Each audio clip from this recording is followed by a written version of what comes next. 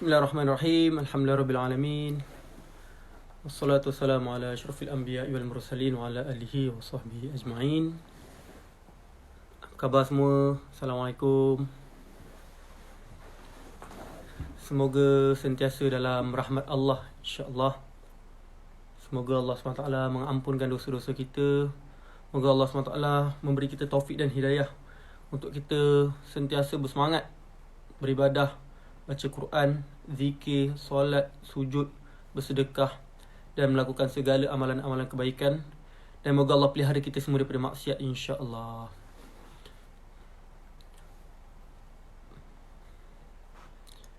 InsyaAllah pada malam ni saya nak minta maaf sebab saya tak sempat nak prepare untuk share hadis yang ke-8 daripada hadis 40 Imam Nawawi. So saya buka pada malam ni, kita buat sesi Q&A lah, insya-Allah. Saya nak minta maaf sebab tak dapat sambung pengajian hadis, sebab saya pun tak prepare lagi, tak sempat prepare sebab daripada pagi tadi saya sibuk sikit sampailah ke malam. Sarah dan Maryam kirim salam. Wahai isteriku, aku merinduimu. Pada malam ni isteri saya tak ada, so saya dekat rumah dengan adik-beradik saya. Sebab isteri saya dia pergi ke rumah mak mertua saya, insya-Allah. Okey, seberang persoalan, kalau korang nak tanya apa-apa, korang boleh tanya di ruangan question tu, insya-Allah. Apapun, kalau korang nak dapatkan kurta adenin, keluaran tarbiyah sentap eksklusif, korang boleh segera WhatsApp di nombor yang saya telah pinkan tu. Untuk pengetahuan korang, ini first time tarbiyah sentap mengeluarkan kurta sendiri. Dan kami namakan kurta pertama daripada tarbiyah sentap ni, nama dia kurta adenin, bersempena nama saya. So korang bolehlah dapatkan untuk ayah korang, adik-beradik lelaki korang ataupun korang sendiri. Ada 6 warna, ada warna biru, ada warna merah, ada warna pink, ada warna turquoise, ada warna hitam dan kelabu. Korang boleh dapatkan segera WhatsApp nombor yang saya telah pinkan, insya-Allah. Stok adalah terhad. Saya harap korang boleh dapatkan segera sebab ini adalah satu-satunya keluaran pertama dan eksklusif. Ada 1,200 helai sahaja. So dalam masa beberapa hari lagi takut-takut dah habis. So korang boleh dapatkan segera, insya-Allah. Apapun, pada malam ni kita akan buat sesi Q&A. Siapa-siapa yang nak bertanya boleh tanya di button question, insya-Allah. Apa tips untuk murah rezeki? Tips murah rezeki sebenarnya Allah dah ajar kita semua. Cuma kadang-kadang kita je yang tak percaya pada janji Allah dan kita lebih percaya pada janji iblis. Kadang-kadang kita sanggup kerja pagi, petang, siang, malam sehingga abaikan solat, abaikan agama semata-mata nak dapat duit.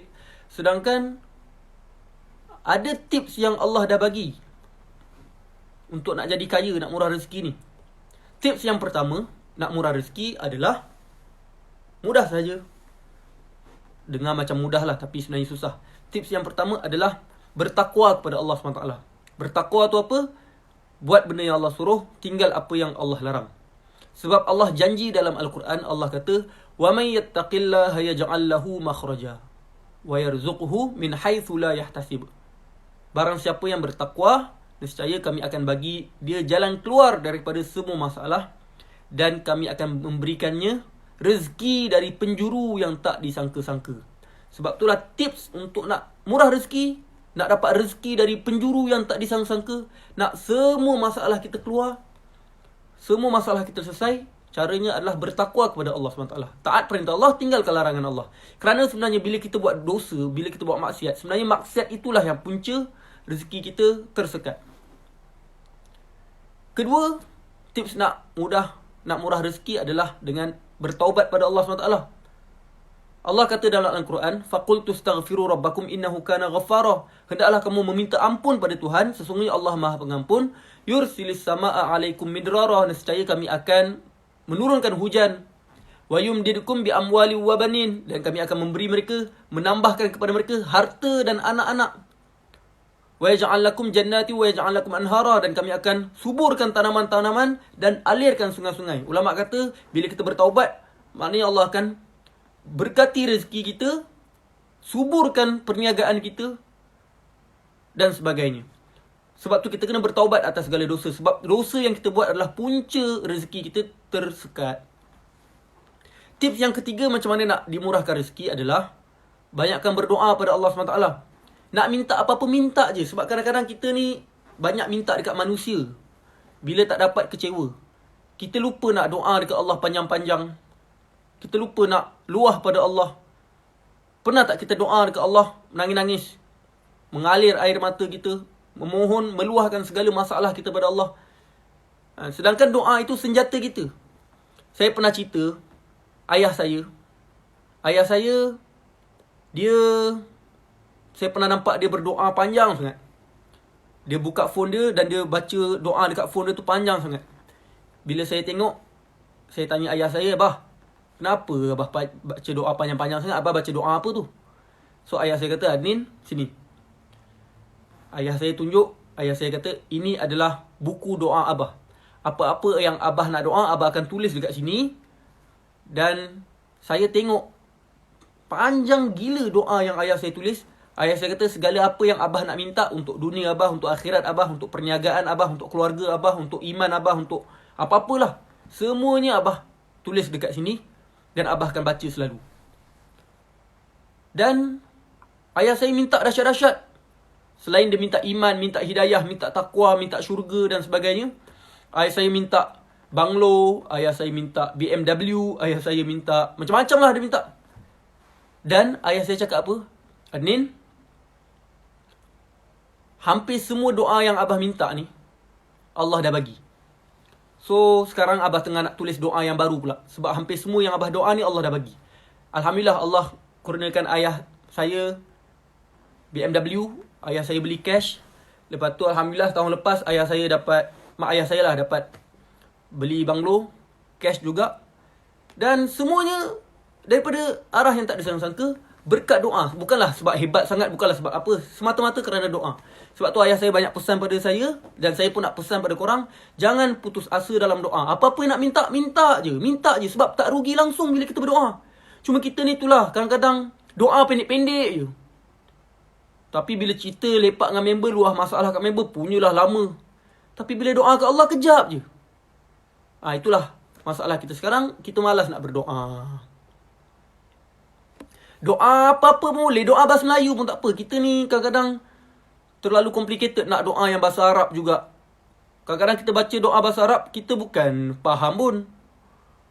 So sebab tu Islam ni mudah. Kalau tak tahu bahasa Arab, doa bahasa Melayu pun tak apa. Allah Maha mendengar, Allah Maha memahami.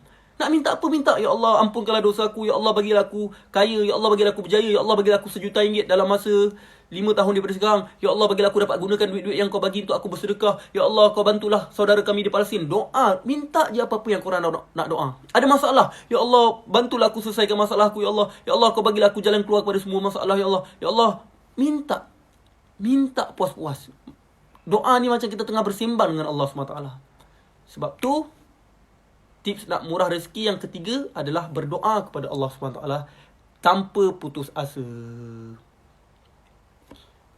Keempat, tips nak murah rezeki adalah jagalah solat 5 waktu. Allah kata dalam Al-Quran, "Wa'mur ahlaka bis-salati wastabir 'alaiha." Hendaklah kamu perintahkan ahli keluarga kamu untuk solat dan bersabar dengan solat. "La nas'aluka rizqan nahnu narzuquk." Kami tak minta rezeki daripada kamu, bahkan kamilah yang memberi rezeki. Maknanya apa? Allah nak kata yang jaga solat. InsyaAllah, bab rezeki Allah akan settlekan. Tapi kita kadang-kadang kerja punya pasal, tinggalkan solat. Sibuk sangat ke kerja sampai nak solat 5 minit pun tak boleh. Sebab itulah kadang-kadang kita ni lebih nampak dunia berbanding akhirat.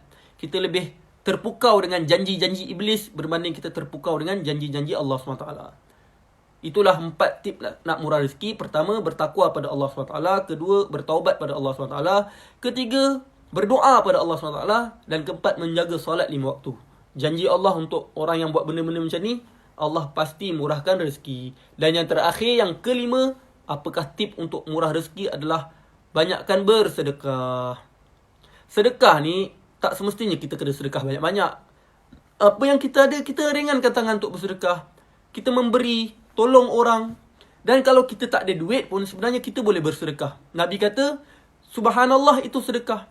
Alhamdulillah itu sedekah. Senyum itu sedekah. Maknanya buat orang lain gembira itu sedekah. Amar ma'ruf, ajak orang buat baik itu sedekah. Nahi mungkar itu pun sedekah. So, sedekah ni, kalau kita tak mampu sedekah dengan duit, sebenarnya melakukan ibadat itu pun sedekah juga sebenarnya. So, apa lagi? Kita jadilah orang yang rajin bersedekah dan elakkan daripada menjadi orang yang meminta-minta. Kita ni kadang-kadang asyik minta orang je. Aku nak ni boleh. Hadiahkanlah aku ni. Nak lah. Tapi pada masa yang sama kita tak ada usaha pun untuk memberi. Cuba kita ubah diri kita daripada kita asyik meminta-minta kepada kita memberi. Kalau boleh, elakkan diri daripada menjadi orang yang meminta-minta walau apa pun keadaan.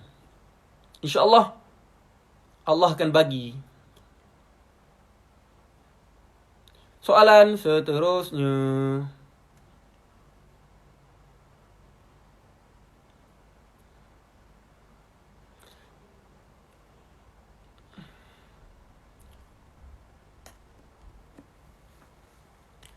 Apa doa yang terbaik untuk kedua ibu bapa kita?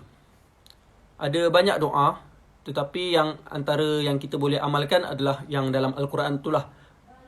Rabbighfirli waliwalidayya, ataupun ada doa yang diajarkan kepada kita semua. Rabbana firlana dhunubana waliwalidina warhamhum kama rabbawna sighara. Rabbana firlana, ya Allah ampunkanlah dosa kami. Dhunubana, Rabbana ighfir lana dhunubana, ya Allah ampunkanlah dosa kami. Waliwalidina, dan dosa mak ayah kami. Warhamhuma kama rabbayani shaghira, dan kau rahmatilah, kasihanilah mak ayah kami seperti mana mereka mengasihani kami ketika kami kecil dahulu. Kalau boleh setiap hari jangan pernah miss doa ini. Sebab doa ni cantik. Pertama, Rabbana ighfir lana dhunubana, kita doa ya Allah ampunkanlah diri aku. Lepas tu kita doakan keampunan untuk mak bapak kita juga. Waliwalidina, ya Allah kau ampunkanlah mak ayah aku. Warhamhuma kama rabbayani shaghira, dan kau kasihanilah, kau sayangilah mak ayah aku seperti mana mereka sayang aku time kecil-kecil dulu. Jangan miss doa ni. Kalau korang sayang mak ayah korang, kalau korang cinta mak ayah korang, kalau korang nak mak ayah korang masuk syurga, kalau korang nak mak ayah korang diampunkan semua dosa dan masuk syurga tanpa hisap, doa ni banyak-banyak. Doa anak yang soleh itu makbul. So, doakan. Dan pada masa yang sama kita boleh juga doakan hidayah untuk mereka. Ya Allah berilah mak ayahku hidayah. Ya Allah kau ampunkanlah semua dosa mak ayah aku. Ya Allah kau masukkanlah mak ayahku dalam syurga tanpa hisap. Ya Allah kau bagilah mak ayahku sihat. Ya Allah. Ya Allah kau berilah mak aku kekuatan untuk istiqamah dalam beribadat. Ya Allah. Doa sepuas-puasnya untuk mak ayah. Lagi banyak doa lagi bagus. Itulah tanda kita mencintai mak ayah kita, insya-Allah.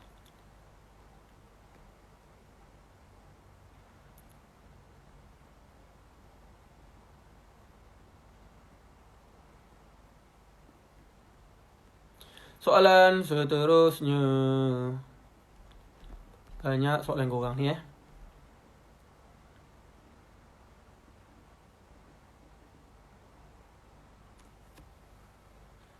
Tips untuk maafkan orang secara ikhlas dan lupakan apa yang dah terjadi.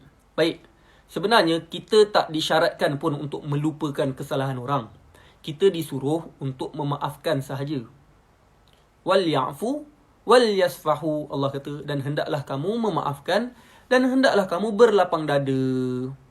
Ala tuhibbuna ay yaghfirallahu lakum, kamu tak nak ke Allah ampunkan semua dosa-dosa kamu? Allah cakap kat kita, kau ni bila orang buat salah dekat kau, kau maafkanlah dan berlapang dadalah. Kau tak nak ke aku ampunkan semua dosa kau? Maknanya Allah offer, sekiranya kita maafkan kesalahan orang pada kita, Allah akan maafkan semua dosa kita. Cuma kita ni manusia, kita tak mampu lupa kesalahan-kesalahan yang orang buat pada kita. So, kita tak disuruh untuk melupakan kesalahan orang pada kita. Tetapi kita disuruh untuk berlapang dada. Berlapang dada tu apa? Kita menerima dia walaupun dia pernah buat salah kat kita. Tapi pada masa sama, kita kena berhati-hatilah. Contohnya, saya ada kawan. Ni kisah benar. Saya ada kawan. Saya rapat dengan dia, sangat rapat dengan dia. Satu hari kita orang buat bisnes kecil-kecilan lah. Dan time tu Guna modal duit saya. Dan hasil jualan tu time tu dapat lebih kurang RM3,000 lah. Dan saya suruh kawan saya tu pegang. Apa jadi lepas tu? RM3,000 tu hilang. Dia kata hilang lah. Tapi saya yakin 100% dia gunalah duit tu. Dan saya marah lah juga kan. Duit aku kot. Sedap-sedap je kau hilang dan tak rasa bersalah kan. Tak rasa bersalah langsung. Tapi saya faham. Kawan saya ni baik. Akhlak dia baik. Memang saya sangat sayangkan dia. Cuma kelemahan dia ialah bila pegang duit. Dia tak pandai pegang duit. So apa yang saya buat? Pertama, saya maafkan dia. Kedua, saya lapang dada. Saya tahu, okey tak apa, ini kelemahan kau. Ketiga, saya berhati-hatilah. Saya lepas-lepas ni saya dah tak bagi dah dia pegang duit. Sebab saya tahu kelemahan dia duit. Kalau dia pegang duit, confirm hilang. Tapi saya berkawan dengan dia macam biasa, rapat dengan dia, makan dengan dia. Sampai sekarang saya sangat sayangkan dia dan dia pun sayangkan saya. Kami antara kawan yang baik. Cuma bab duit, saya tak bagi dia. Macam itulah, bila orang buat salah pada kita, kita tak disuruh untuk melupakan kesalahan dia. Tapi kita disuruh untuk berlapang dada. Faham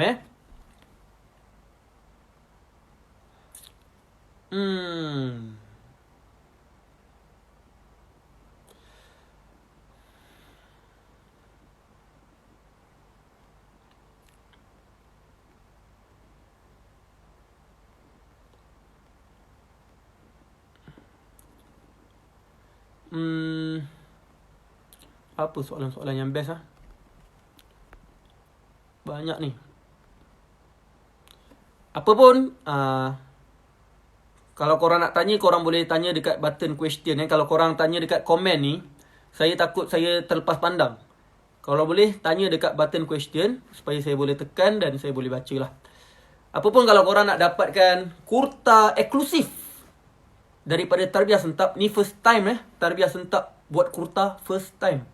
Dan stok sangat-sangat terhad. Kami buat 1,200 helai sahaja. Dan sekarang pun hampir-hampir lah dah nak habis. Dan takut-takut kalau korang lambat dapatkan, korang tak dapatlah merasa untuk pakai kurta eksklusif keluaran Tarbiyah Sentap. Nama kurta ni kurta adenin. So ada warna biru, warna hitam, warna merun, warna pink, warna kelabu dan juga warna turquoise.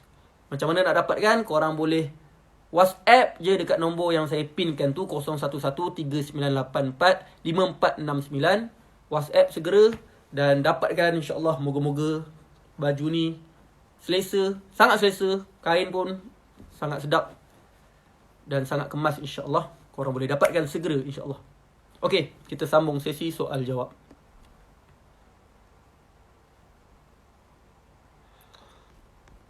Bismillah.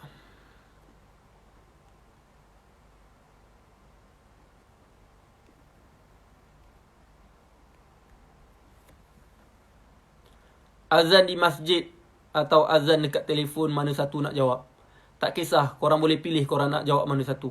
Dua-dua dapat pahala, insyaAllah.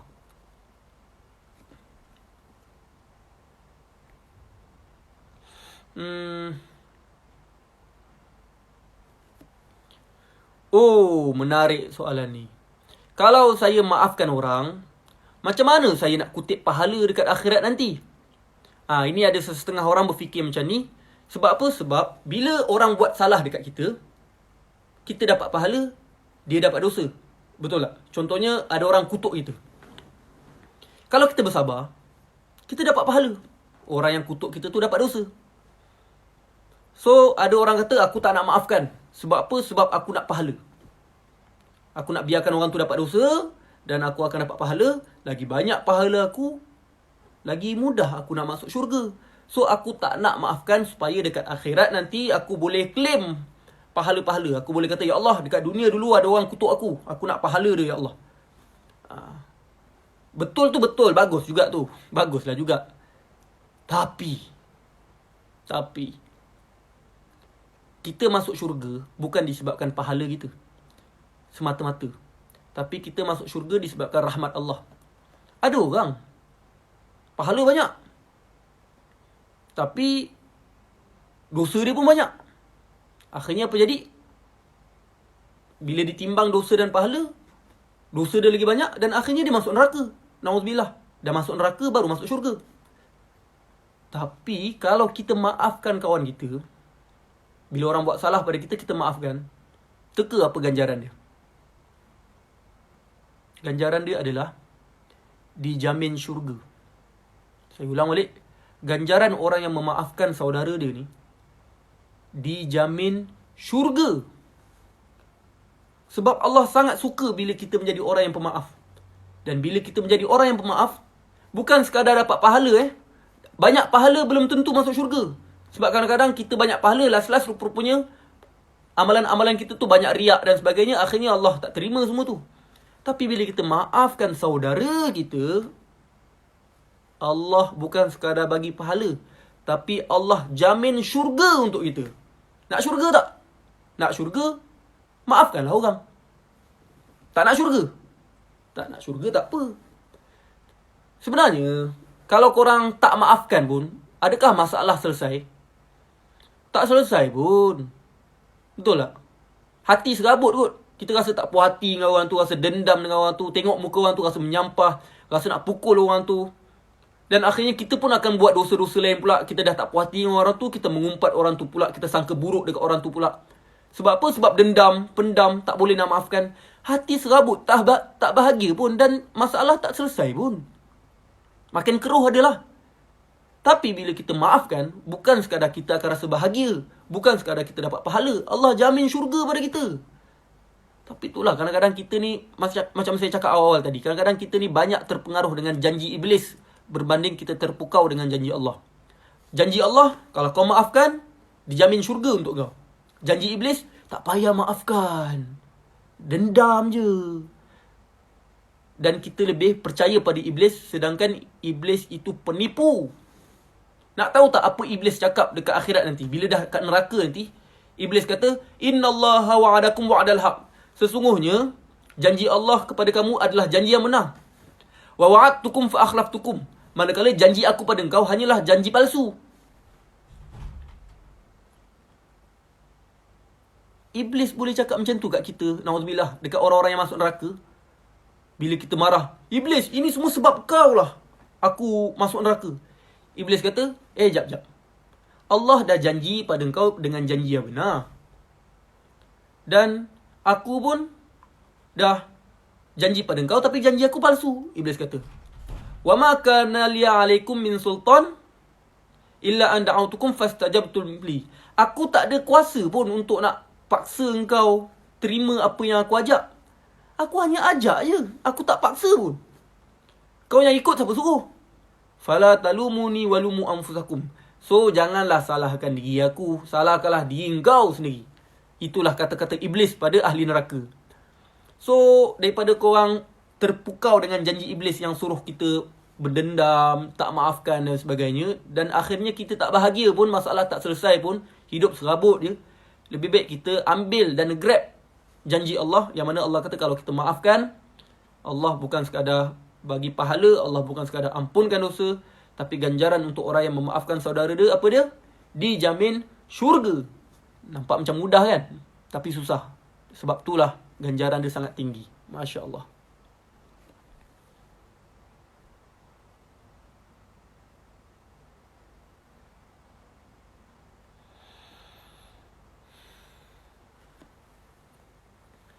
Apa pandangan tentang K-pop? Banyak betul soalan ni. Saya sebenarnya dah buat buku dah. Saya dah buat banyak video tentang benda ni supaya korang faham isu K-pop. Bukan sekadar isu K-pop je, tapi apa-apa isu hiburan. K-pop ke, B-pop ke, Bangla pop, M-pop, Malaysia pop, lagu Inggeris ke, apa-apa lagu, apa-apa hiburan. Korang kena faham satu benda. Hiburan ni hukum dia harus, tapi sekiranya di dalam hiburan tu ada unsur-unsur haram, maka haramlah berhibur dengan benda tersebut. Ataupun sekiranya kita fanatik ataupun obses pada hiburan tersebut, maka dia jadi haram. Haramnya sesuatu hiburan tu dua sebab. Pertama, kalau di dalam tu ada unsur-unsur haram. Kedua, kalau kita obses pada hiburan tersebut. Contoh hiburan yang ada unsur haram, Lirik dia mendorong pada cinta sebelum nikah. Lirik dia mendorong pada pergaulan bebas. Lirik dia ada unsur-unsur lucah. Lirik dia ada perkataan-perkataan yang tak senonoh. Lirik dia ada unsur-unsur syirik. Video klip dia ada menayang-nayang aurat dan sebagainya. Maka hukum kita berhibur dengan hiburan macam tu haram. Tak kisahlah K-pop ke, Melayu ke, Inggeris ke, Bangla ke, Hindustan ke. Kalau ada hiburan yang macam tu yang ada unsur-unsur haram, dosa lah. Hatta kalau saya menyanyi pun dan lirik saya ada unsur-unsur tak elok, dosa juga. Kedua, hiburan boleh jadi haram sekiranya kita obses ataupun fanatik ataupun taksub pada hiburan tersebut. Tak kisahlah taksub dekat K-pop ke, taksub dekat ustaz ke, taksub dekat ulama ke, taksub dekat penyanyi Melayu ke, taksub dekat penyanyi Bangla ke, taksub itu dosa. Hatta taksub dengan Allah pun tak boleh. Nabi pernah marah 3 orang sahabat, which is ada sahabat tu dia kata, aku cinta Allah, so aku nak puasa, aku tak nak buka puasa. Lagi seorang sahabat dia kata, aku nak qiyamul lail dan aku tak nak tidur. Lagi seorang sahabat kata, aku tak nak kahwin, nak beribadat je 24 jam.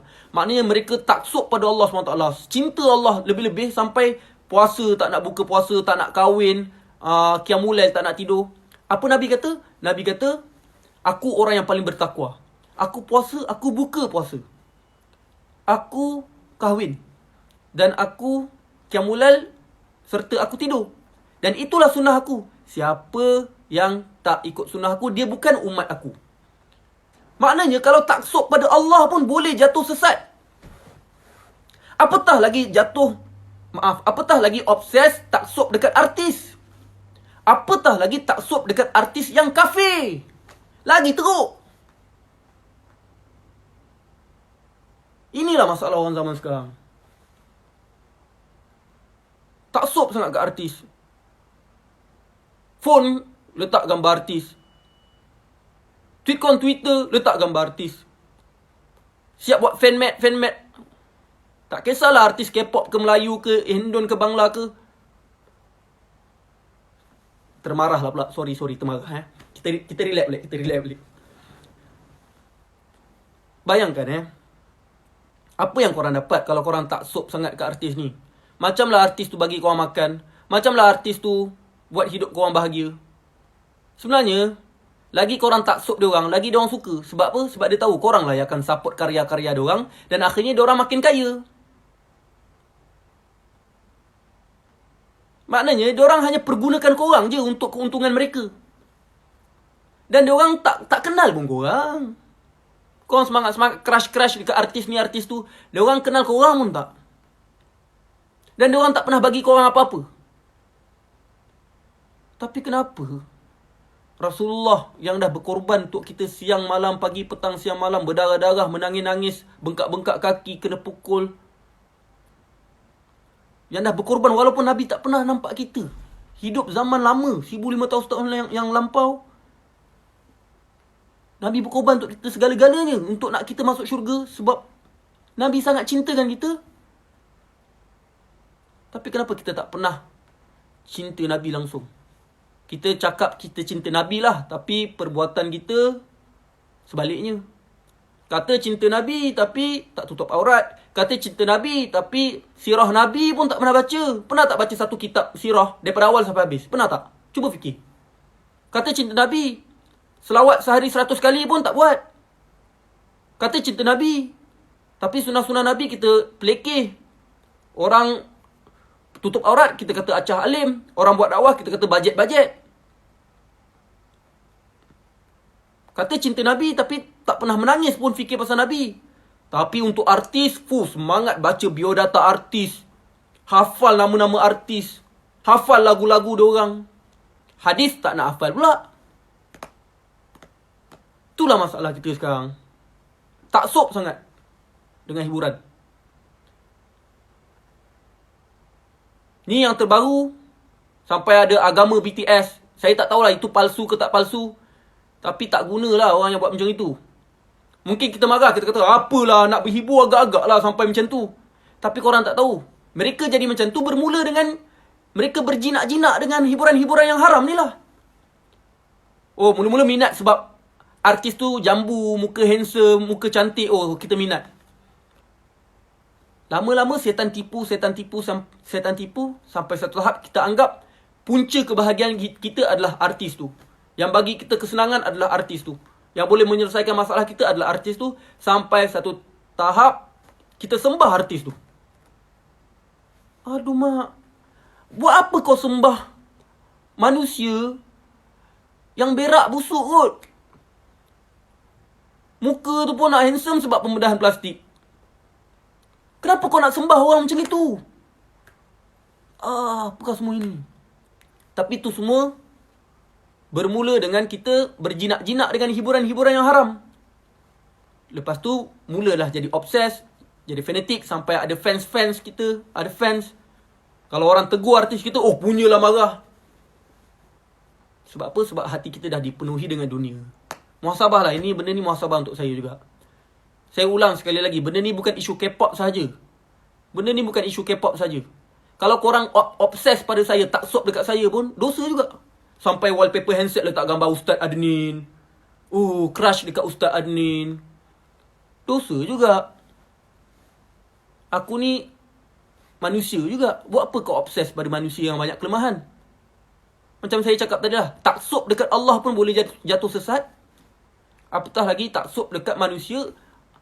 Apatah lagi taksub dekat orang kafir. Lagi teruk. Muhasabah lah Muhasabah lah.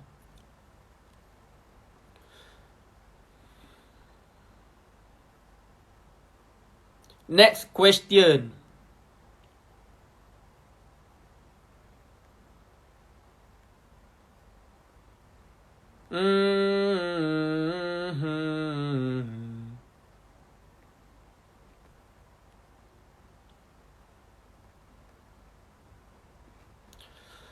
Astaghfirullahaladzim. Apa soalan-soalan yang best ni? Banyak sangat soalan. Ada ratus-ratus soalan ni.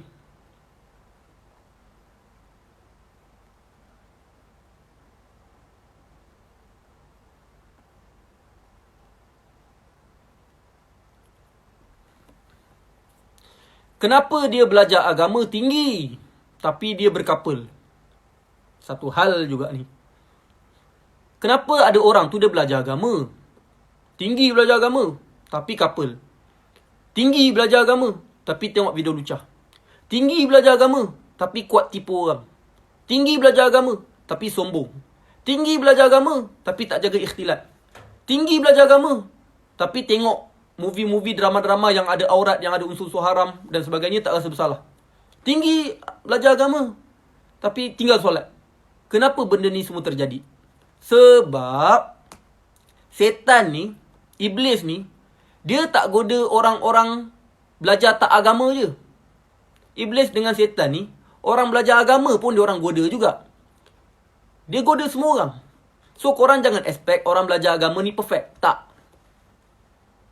Orang belajar agama pun kena goda dengan setan juga. Sebab itulah kita nampak ada orang yang belajar agama tapi teruk juga. Kadang-kadang lagi teruk daripada orang biasa. Sebab tu kita dalam nak berubah ni, kita kena pilih orang yang betul untuk kita ikut, supaya kita tak berubah dengan cara yang salah. Saya jumpa ramailah orang yang belajar agama, dakwah sini sana, tapi berzina. Ramai. Saya ada jumpa juga orang berdakwah sini sana dekat Instagram, dekat Twitter. Hebat dakwah, follower banyak gila bapak. Tapi ambil gambar dia message perempuan, acah-acah tanya soalan agama, acah-acah nak bimbing, end up dia minta perempuan tu gambar bogil, dan perempuan tu pun bodoh pergi bagi, minta maaf sebut. Dan apa jadi dekat perempuan tu? Orang tu kata dekat perempuan tu, kalau kau tak nak aku sebarkan gambar kau, bagi aku duit. Bila perempuan tu tak nak bagi duit, akhirnya orang tersebut, orang yang belajar agama tersebut yang banyak follower tu, pergi sebarkan gambar bogil perempuan tu dekat web-web tak senonoh. Dan dia bukan buat dekat seorang perempuan je. Dia dah buat dekat ramai sangat perempuan. Dan saya dah dapat aduan benda tu berkali-kali. Teruk tak? Teruk. Sebab apa? Sebab setan sentiasa menggoda kita. Saya pun belum tentu selamat. Saya pun setan goda juga setiap hari.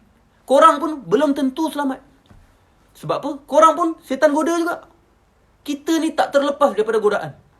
Sebab tu seorang ulama nama dia Muhammad Ahmad Ar-Rashid, dalam buku dia Al-Muntalaq, beliau berkata, orang Islam ni, kita semua, saya, kamu, sentiasa terdedah dengan dua tarikan. Pertama, tarikan iman. Kedua, tarikan syaitan. Dan tarikan iman dan syaitan ni akan saling tarik-menarik sampai kita mati. Sebab tu kita kena pastikan kita sentiasa berada di tarikan iman. Cara dia macam mana? Kena sentiasa melazimi majlis ilmu, ikut tarbiyah, baca buku tarbiyah, menjaga ibadat, bertaubat atas segala kesilapan, dan usaha untuk jauhi tarikan syaitan, jauhi maksiat dan sebagainya. Moga-moga kita mati dalam keadaan tarikan iman. Dan kalau korang ada kawan-kawan yang belajar agama, tapi buat-buat dosa macam ni, terkapal lah, tengok video lucah, mencarut, sombong dan sebagainya, jangan malu untuk tegur diorang. Kalau diorang kata, aku ni belajar agama lah, aku tahulah halal dan haram. Cakap je kat diorang, kalau kau tahu halal dan haram, kau takkan buat benda ni. Itu tahu apa? Itu kau gunakan agama untuk buat dosa. Apa punya orang. Macam tu lah cerita dia. Sorry malam ni isteri tak ada. So, saya boleh cakap kuat-kuat. Selama ni kena cakap pelan-pelan. Sebab kadang-kadang isteri tidur, anak tidur. Kali ni isteri saya tak ada. Dia duduk dekat rumah mak dia malam ni. So, hari ni saya bolehlah berletih panjang. Soalan seterusnya.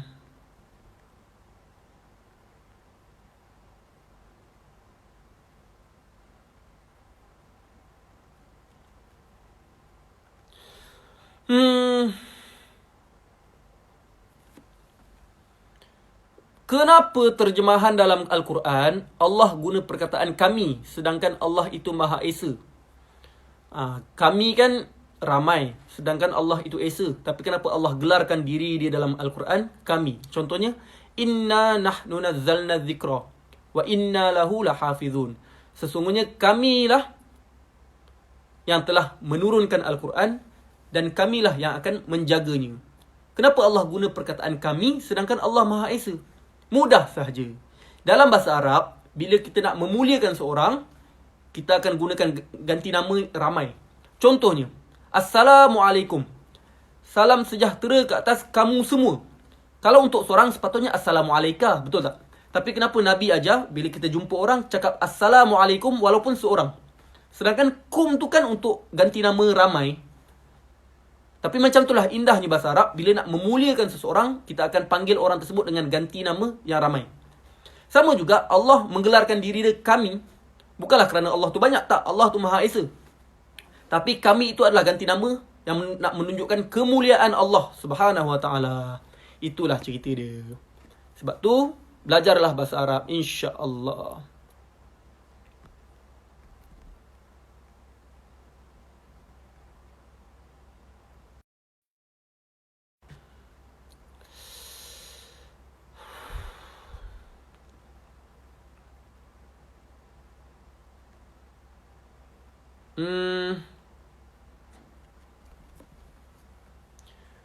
Macam mana nak petah bercakap, yakin dan suka beri nasihat macam ustaz?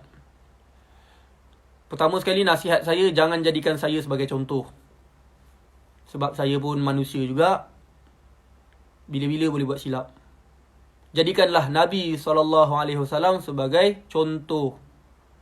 Nabi lah orang yang paling layak untuk dicontohi. Nak contohi saya, saya ni banyak kelemahan. Jangan jadikan saya sebagai benchmark. Nanti kecewa. Tapi apapun macam mana kita nak petah bercakap, sebenarnya bercakap ni tak semua orang mampu. Sebab ada orang yang jenis pendiam, ada orang yang jenis introvert, ada orang jenis extrovert, ada orang jenis pemalu, ada jenis orang tak malu. Ada orang ni memang dia nervous sikit. Cakap kat depan je mesti nervous. Ada orang memang yakin selalu. So, nasihat saya apa? Nasihat saya adalah jadi diri sendiri dan gunakan kelebihan yang ada untuk dakwah pada Allah SWT. Kalau kita ni jenis pendiam, pendiam itu tak semestinya tak boleh buat dakwah. Saya bagi contoh. Ni kisah benar. Ada pendakwah ni, diorang bisu dan pekak. Diorang pergi rumah ke rumah untuk nak dakwah dalam keadaan mereka bisu dan pekak.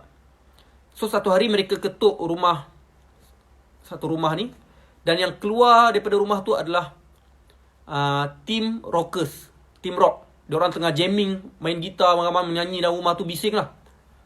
Alih-alih pendakwah-pendakwah bisu tu ketuk rumah dan nak dakwah. So bila rockers tu buka, siapa kacau aku, kita tengah menyanyi-nyanyi ni kacau. Buka-buka pintu, nampak pendakwah yang pekak dan bisu tu, tapi penyanyi tu tak tahulah yang diorang tu pekak dan bisu. Dan diorang pun kata, korang datang sini apa hal ni, kita tengah nyanyi ni, janganlah kacau. Tiba-tiba pendakwah bisu tu buat isyarat lah, nangis-nangis, macam tu. Orang tu tak faham pun apa yang orang bisu tu cakap. Orang yang bisu punya isyarat dia tak faham pun. Apa jadi lepas tu? Penyanyi tu menangis time tu juga, bertaubat time tu juga. Terus akhirnya penyanyi tu pun jadi pendakwah juga sampai sekarang. Didakwah oleh orang bisu. Dan orang tu tak faham pun apa yang orang bisu tu cakap. Tapi itulah hidayah Allah SWT. Dan bila kita berusaha, walaupun kita banyak kelemahan, tak pandai cakap, tak yakin, nervous, tapi itu tak menghalang kita untuk mengajak orang ke arah kebaikan dan mencegah kepada kemungkaran dengan kemampuan yang kita ada. Pandai menyanyi, gunakanlah nyanyian untuk dakwah. Pandai menulis, tulislah untuk dakwah. Pandai bercakap, cakaplah kalam-kalam dakwah. Pandai melukis, lukislah komik-komik dakwah. Pandai berpidato, pidatolah dengan kalam-kalam dakwah. Apa pun keadaan, gunakan bakat yang kita ada untuk mengajak manusia kepada Allah dan untuk mencegah kemungkaran. Pandai buat video, buatlah video-video dakwah. Pandai buat movie, buatlah movie dakwah. Janganlah kita mengkhianati bakat yang Allah dah bagi pada kita dengan kita gunakan ke arah yang Allah tak redha. Gunakan segala bakat yang kita ada untuk Allah SWT. Ada orang tanya, apa maksud Ustaz? Taksub pada Allah boleh jadi sesat. Saya ulang balik. Ada orang tanya ni. Dalam Islam, kita kena sentiasa wasatiyah, tengah-tengah. Tak boleh terlalu ekstrim, tak boleh terlalu longgar. Ekstrim sangat boleh jadi sesat, longgar sangat pun boleh jadi sesat, boleh jadi liberal. So dalam Islam, kita kena sentiasa bersederhana. Contohnya dalam mencintai Allah, kita kena bersederhana. Ada orang tu dia terlalu mencintai Allah, sampai apa dia buat? Dia tak nak kerja langsung. Dia beribadat je dekat masjid 24 jam. Dia tak bergaul dengan orang. Benda tu pun boleh jadi rosak juga. Sebab apa? Sebab Nabi kata, "Man lam yahtam bi amril muslimin falaysa minhum." Siapa yang tak ambil peduli urusan orang Islam, dia bukan umat aku. Maknanya kalau kita ni jenis baik sorang-sorang je, cintakan Allah sangat sampai tak hiraukan orang-orang kat luar sana, kita dosa sebab meninggalkan dakwah. Nampak tak? Boleh jadi sesat. Macam yang saya sebut tadi, Nabi ada cerita dalam satu hadis, ada sahabat yang nak beribadat ke Allah, cinta Allah sangat sampai nak puasa tak nak buka puasa, nak qiyamul lail tak nak tidur, dan tak nak kahwin, nak ibadat je 24 jam. Nabi kata dia bukan umat aku. Nabi marah. Sebab tu kita kena sentiasa bersederhana. Tetapi apakah itu sederhana? Sederhana bukanlah melonggar-longgarkan agama. Ini kesalahfahaman yang satu hal lagi.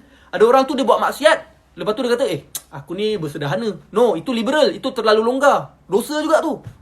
Bersederhana ni adalah kita taat perintah Allah, tinggalkan larangan Allah, ikut Quran dan Sunnah. Tanpa melebih-lebih dan tanpa melonggar-longgar. Itulah yang sebenar-benarnya wasatiyah. Soalan yang seterusnya.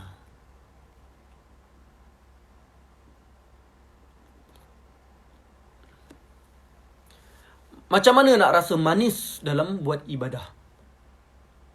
Nabi SAW ada bersabda, barang siapa yang menundukkan pandangan daripada melihat perkara yang haram, maka kami akan gantikan dengan kemanisan dalam beribadah. Saya ulang balik. Nabi SAW bersabda, barang siapa yang menundukkan pandangan dia dari melihat perkara yang haram, maka kami akan gantikan dengan kemanisan dalam beribadah. Maknanya, tips untuk kita dapat perasaan manis, nikmat, bahagia bila beribadah adalah kita tundukkan pandangan kita daripada melihat perkara yang haram. Tunduk pandangan daripada melihat ajnabi tanpa sebarang urusan.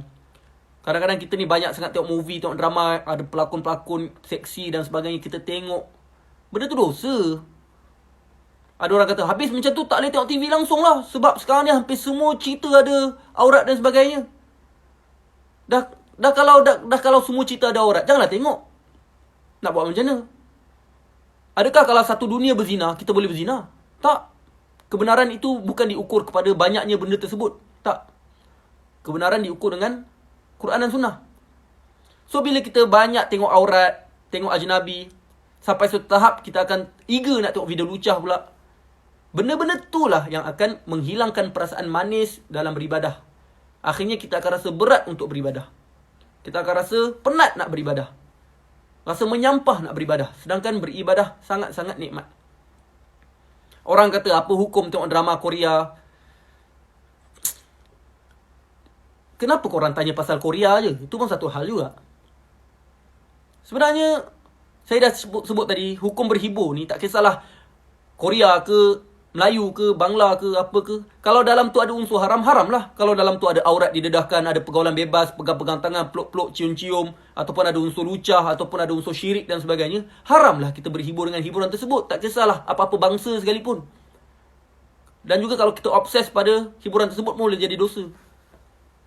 Dan benda-benda itulah yang akan membuatkan perasaan manis dalam beribadah dari hati kita akan hilang. Faham Dari tadi orang tanya apa komen tentang BTS, agama BTS. Saya dah jawab dah awal-awal tadi. So korang boleh tengok balik live saya daripada awal.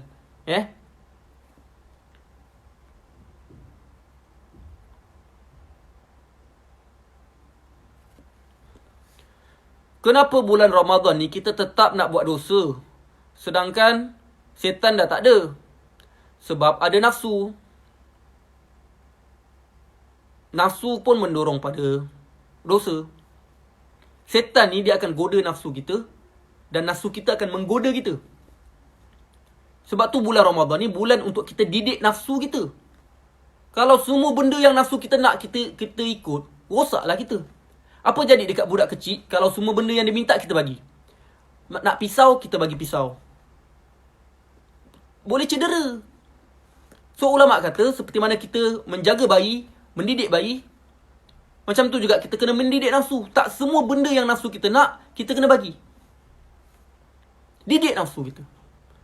Kalau kita tak mampu didik nafsu kita, syaitan dah tak ada pun kita masih buat maksiat dan melazimi maksiat tanpa rasa bersalah. Maksudnya kita dah tak perlukan syaitan dah untuk kita buat maksiat. Mission complete, orang kata. Syaitan kata, okay, aku dah tak perlu dah goda budak ni.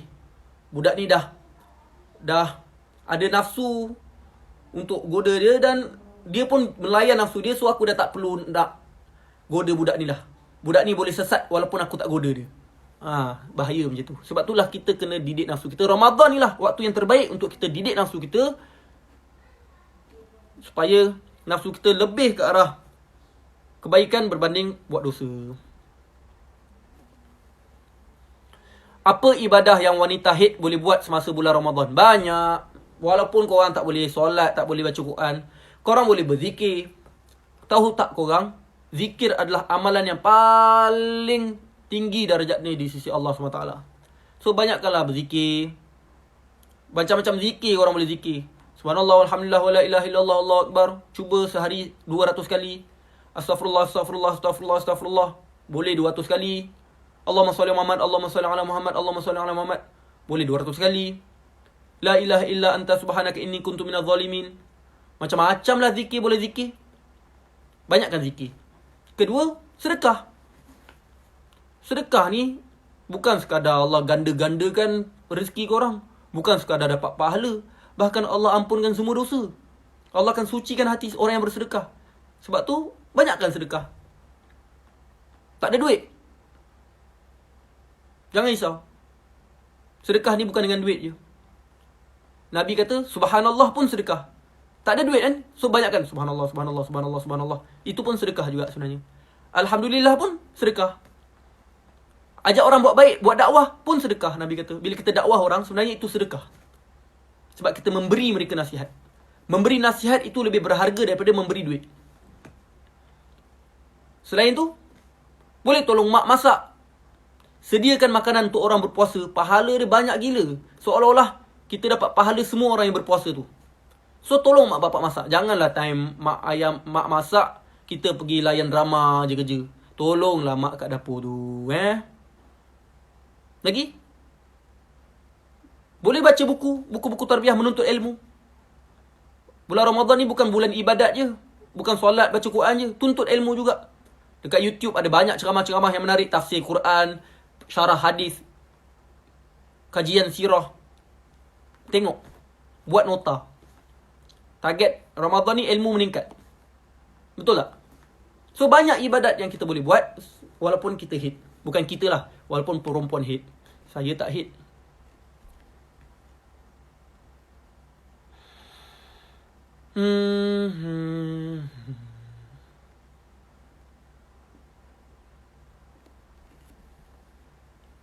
Assalamualaikum.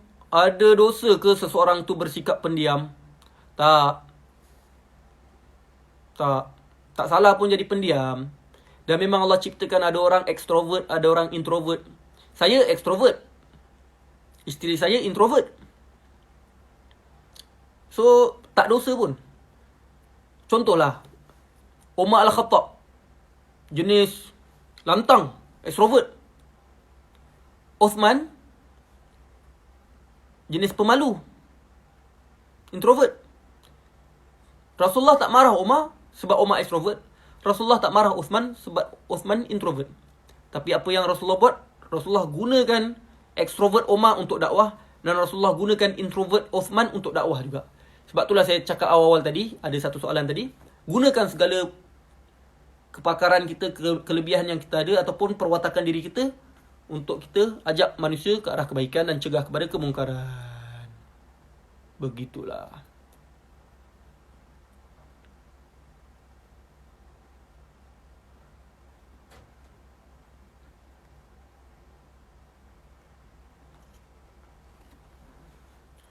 Semua hidup saya tak pernah couple. Adakah saya berkait dengan zina? Alhamdulillah lah tak couple. Moga istiqamah. Tapi jangan rasa selamat. Sebab hari ni kita tak couple, belum tentu 10 tahun lagi kita tak couple. Hari ni kita tak berzina, belum tentu 20 tahun lagi kita tak berzina. Sebab tu kita kena sentiasa berdoa pada Allah supaya Allah tetapkan hati kita atas jalan kebaikan.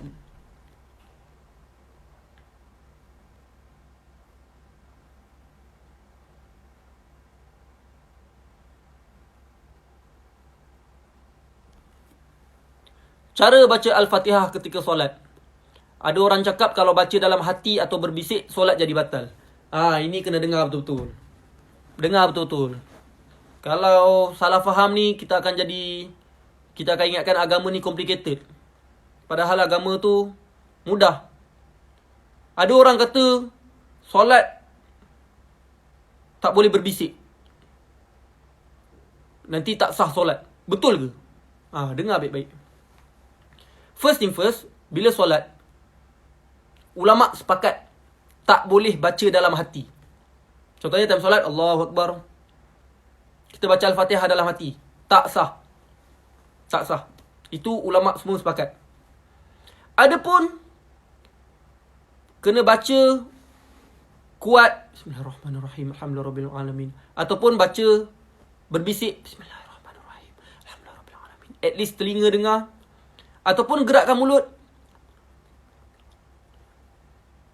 Ulama kata sekurang-kurangnya mulut kena gerak. Dalam mazhab Syafi'i, at least telinga kita dengar bisik Bismillahirrahmanirrahim, Alhamdulillahirabbil alamin. Telinga dengar. Boleh. Apapun simpulan dia, sekurang-kurangnya mulut kasih gerak. Sah. Sebab kalau kita baca Bismillahirrahmanirrahim, Alhamdulillah, ganggu orang sebelah pula, betul tak? Sebab tu kita jangan mudah-mudah kata kalau tak keluar suara batal. Tak. Islam ni luas, agama itu rahmat. Banyak perbincangan ulama. Janganlah kita hanya berpegang pada satu pendapat je, lepas tu kita marah dan tuduh orang lain punya solat batal. Tak. Islam ni mudah. Kalau baca ulama kata kesimpulan dia, at least mulut gerak, itu at least. Kalau baca dalam hati, memang tak sah. Tapi kalau mulut gerak, ataupun at least telinga kita dengar, kita bisik, sah. Faham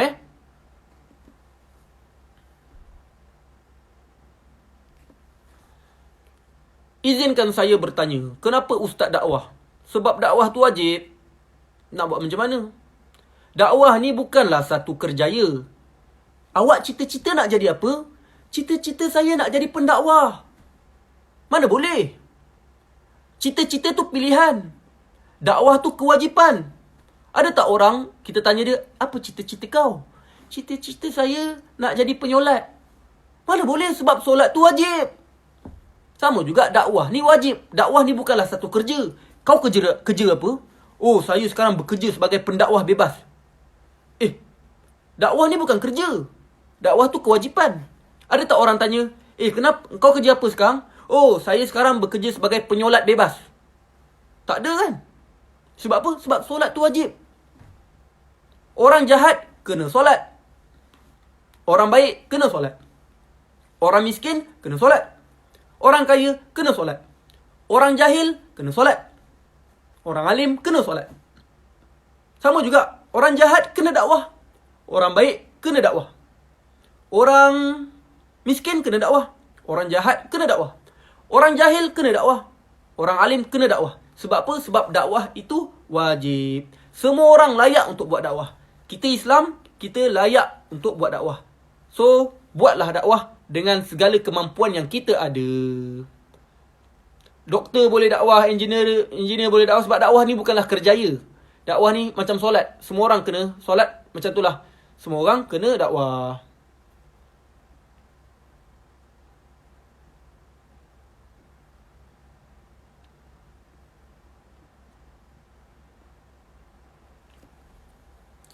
Kalau friendly dengan semua orang tu macam mana, Ustaz? Baguslah, friendly bagus, tak sombong kan. Tapi kalau boleh, friendly sesama jantina je lah. Yang dengan berlainan jantina, kalau boleh, kita jaga batas kita. Kalau tak ada benda yang perlu sembang, tak ada perkara yang perlu kita berurusan dengan dia, maka tak payah berurusan. Sebab kalau kita berurusan, benda tu dosa sebab ikhtilat. Tapi kalau ada hajat, ada darurat, barulah kita berurusan dengan berlainan jantina dengan penuh adab dan profesional. Tak payah nak gedik-gedik, tak payah nak acah-acah friendly, gedik-gedik, tak payah.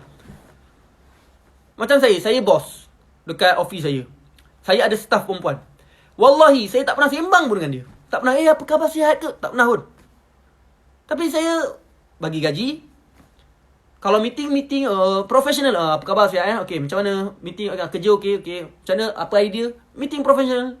Tapi saya tak pernah pun nak gedik-gedik dengan dia. Awak comelnya hari ni. Tak ada pun. Sebab apa? Sebab dia perempuan, saya lelaki. Kita kena jaga batas. Sebab apa? Sebab takut-takut bila tak jaga batas, benda itulah jadi punca kepada kerosakan sosial zaman sekarang ni. Sebab tu nak friendly pun, friendly sesama jantina. Yang berlainan jantina, jaga batas ikhtilat. Faham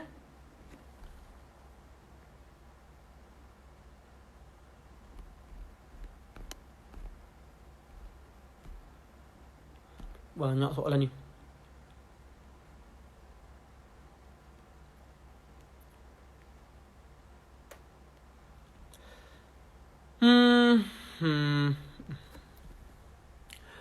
TikTok memang haram ke? Dia macam ni lah. TikTok, Facebook, Instagram, Twitter, YouTube, semua media sosial ni ibarat pisau. Pisau, kalau kita guna untuk kebaikan, kita dapatlah pahala. Kalau kita guna untuk kejahatan, dapatlah dosa. Pisau dapat dekat tukang masak, dia akan guna untuk memasak. Pisau kalau dapat dekat pembunuh, dia akan gunalah untuk membunuh. Dia akan gunalah untuk merompak. So, in the first place, bukan pisau tu yang dosa. Yang dosa adalah apa yang kita guna, apa yang kita buat dengan pisau tersebut. Benda itulah yang menentukan dosa ataupun pahala. Sama juga Instagram, TikTok, Facebook, YouTube, Twitter dan sebagainya. Kalau kita guna ke arah kebaikan, kita akan dapat pahala. Kalau kita guna ke arah maksiat, usah perempuan, usah aurat, nari-nari, gelek-gelek, kita dapat dosa. So, gunalah untuk kebaikan. Segala media sosial yang kita ada, gunalah untuk kebaikan. Cuma masalahnya zaman sekarang, TikTok ni, buka-buka je dah ada perempuan gelik. Betul tak? Saya pernah juga try buka. Apa benda TikTok asal ramai sangat orang install. Buka-buka dah ada perempuan gelik. Perempuan menari, perempuan tak tutup aurat. So, akhirnya, niat kita nak buat baik, bertukar menjadi maksiat sebab kita tengok benda-benda macam tu. So, orang beriman, dia tarkuhu, Nabi kata, min husnil islamil mar'i, antara ciri-ciri seseorang tu baik keislaman dia, tarkuhu ma la ya'ni, dia tinggalkan benda yang tak bermanfaat untuk dia. So kalau korang rasa TikTok tu membuatkan korang punya dosa mata bertambah, korang mula tengok benda-benda tak sepatutnya, tengok aurat orang, maka tak payahlah. Tapi kalau korang yakin iman korang kuat, which is korang takkan tengok benda-benda tu, kalau ternampak je korang cepat-cepat skip. Kalau korang rasa korang mampu,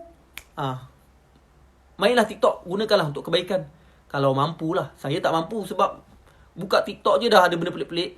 So saya delete je lah TikTok tu.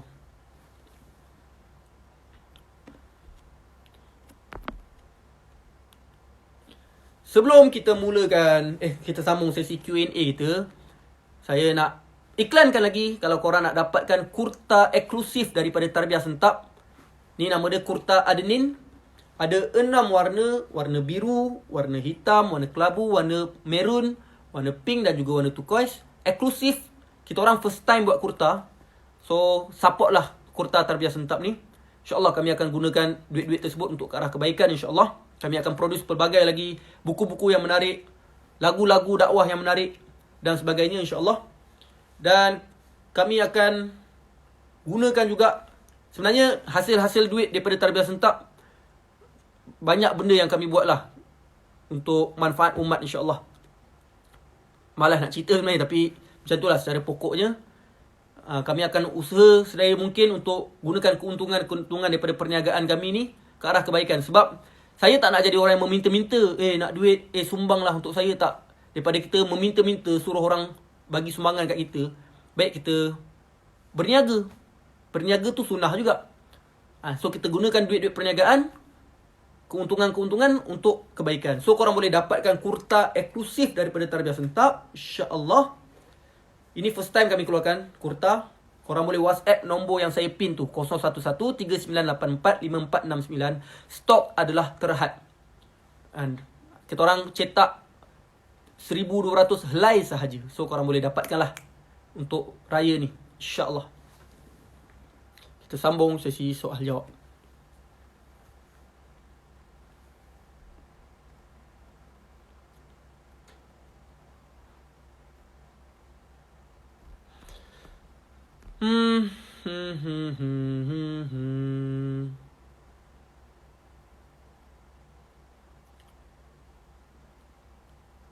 Pilih dong mana soalan-soalan yang best.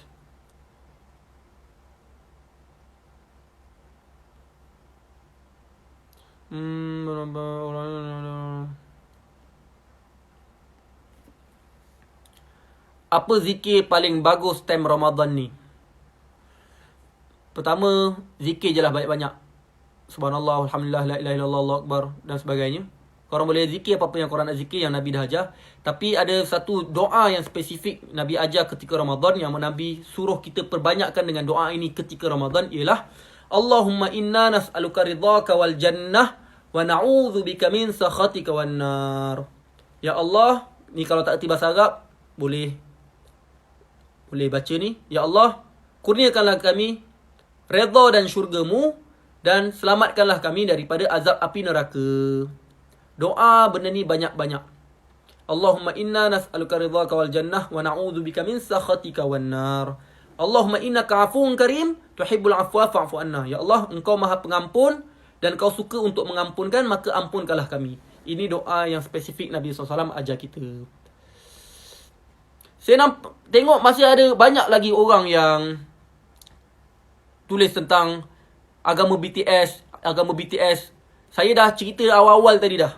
Korang boleh tengok balik live saya awal-awal. Tapi esok, insyaAllah esok, saya akan buat satu video khas lah tentang orang-orang yang taksub ni. Tak kisahlah taksub BTS ke, taksub coki ke, apa-apa ke. Saya akan tegur. Esok saya akan buat satu video khas, InsyaAllah pagi besok. So, Bila dah release nanti korang share lah pada kawan-kawan korang yang taksub tu. Moga-moga mereka berubah insya-Allah. Esok insya-Allah saya akan buat satu video khas.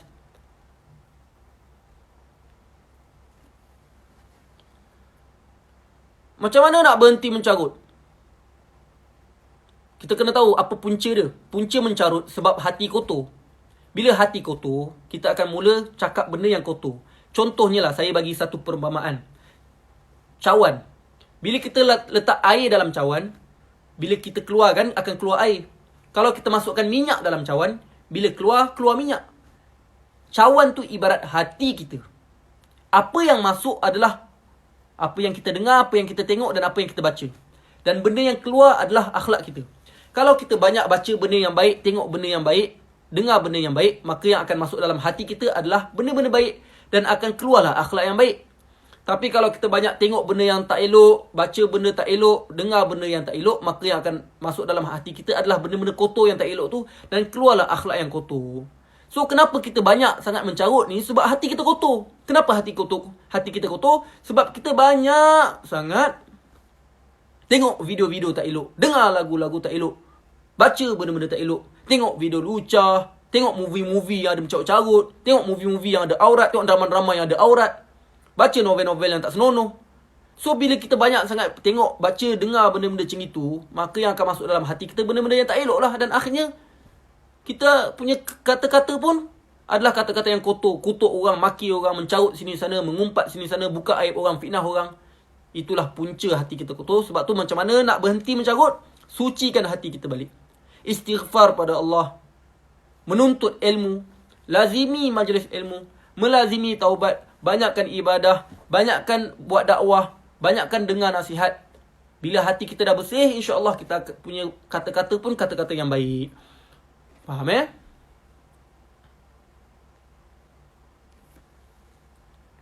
Apa nak buat jika ajnabi menyukai saya? How to reject? Tak payah layan. Lagi kita layan, lagi dia orang suka. Contohnya ada lelaki message kita, "Awak, saya suka awak." Lepas tu kita pun kata, tak payahlah, saya tak bersedia lagi lah nak bercinta. Lagilah lelaki tu suka, lagilah lelaki tu kata, "Okey, tak apa, saya sanggup tunggu sehingga awak bersedia." Kalau dia cakap macam tu, kita nak jawab apa pun dah tak tahu dah, checkmate.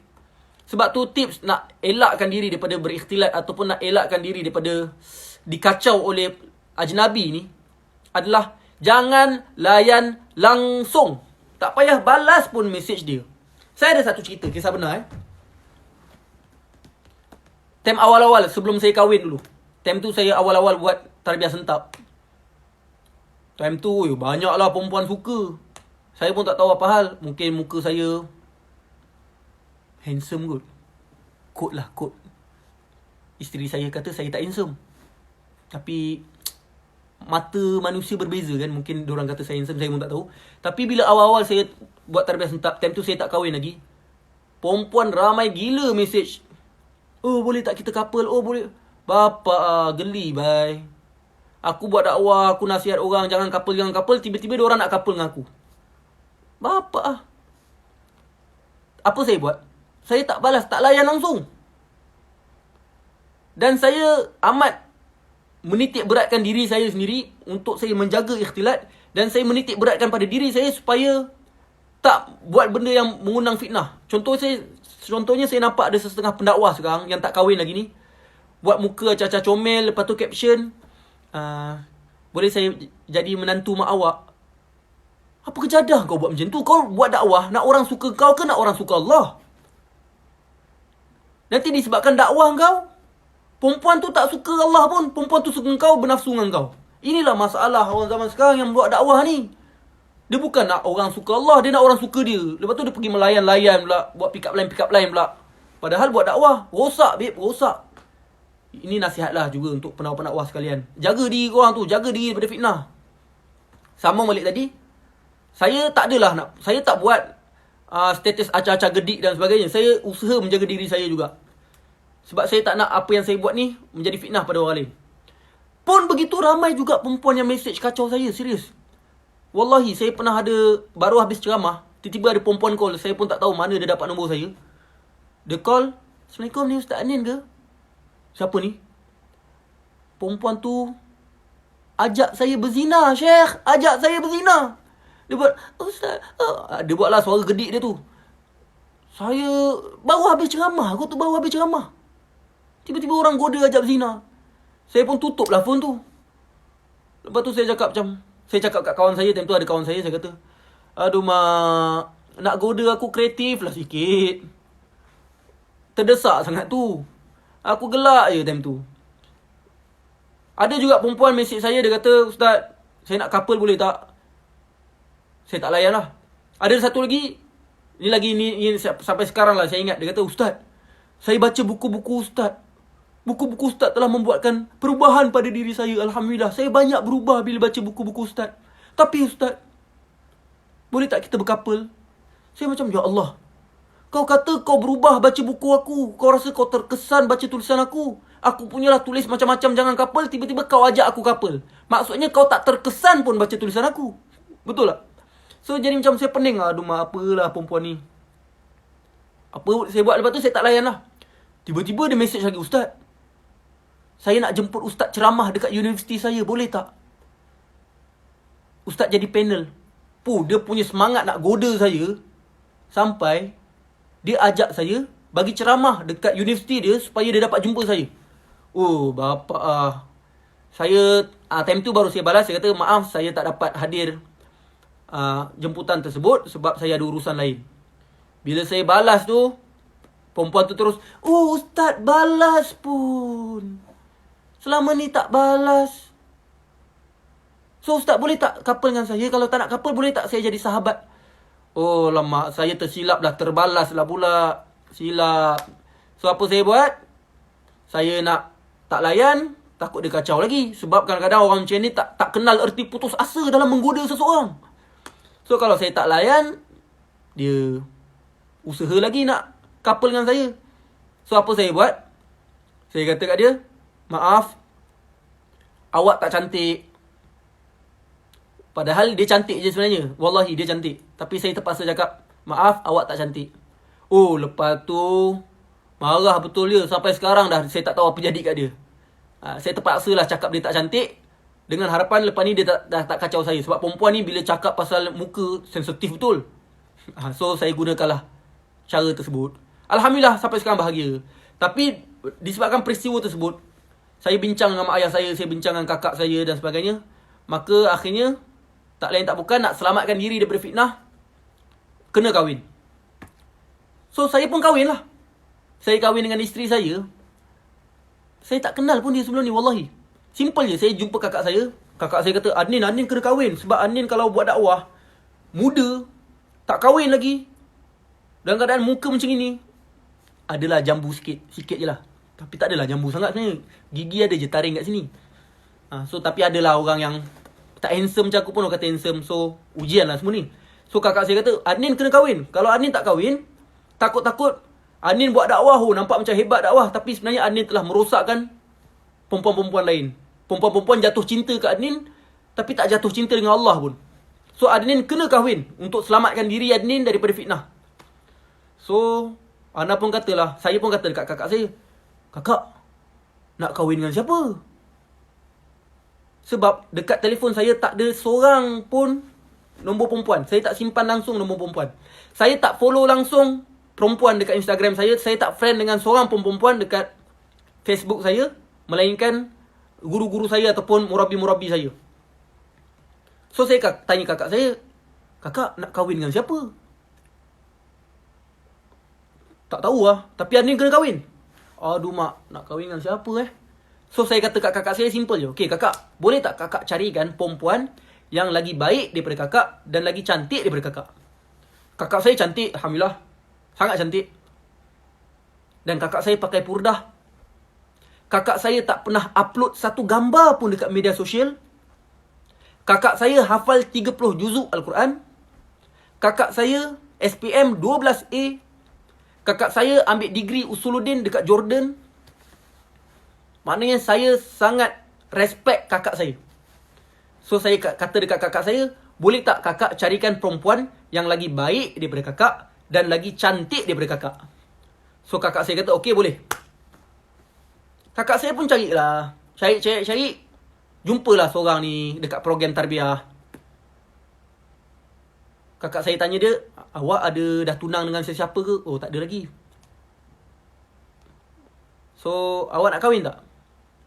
Perempuan tu kata, itulah saya pun tengah mencari juga mana-mana ikhwah, mana-mana lelaki untuk saya kahwin. Dipendekkan cerita, kakak saya terus bagi tahu saya, Nin, kakak dah jumpa seorang perempuan. Power, hafal Quran, belajar dekat Mesir, duduk section 8. Saya duduk section 7. Perempuan tu duduk section 8. Nak pergi 5 minit je. Saya kata, oh serius lah? Nak tengok gambar perempuan tu? Mestilah nak kahwin, kenalah tengok gambar. Itu sunnah. Kalau kahwin tak tengok gambar, itu ekstrim. Nabi kata kalau nak kahwin, tengok gambar bakal tu. So, saya nak tengok gambar perempuan tu. Malangnya. Facebook perempuan tu, which is isteri saya lah. Facebook dan Instagram dia tak upload satu pun gambar dia. So, saya tak dapatlah nak tengok gambar dia. Tapi time tu saya dah tersentuh. Saya kata, "Ush, ini power ni perempuan ni. Tak upload gambar kat media sosial. Ini yang aku nak. Aku dah jaga diri aku. Aku nak perempuan yang jaga diri dia juga." So, ketika tu saya serius. Saya rasa macam, "Ush, siapa perempuan ni? Hebat betul dia. Tak upload satu gambar pun kat media sosial." So, dipendekkan cerita, akhirnya saya bagi tahu nakib usrah saya. Saya kata, "Ustaz, kakak saya suggest untuk saya kahwin dengan seorang perempuan ni. Boleh tak Ustaz tolong nyatakan hasrat saya untuk saya kahwin dengan dia?" So, nakib usrah saya pun bagi tahu nakibah usrah isteri saya tu.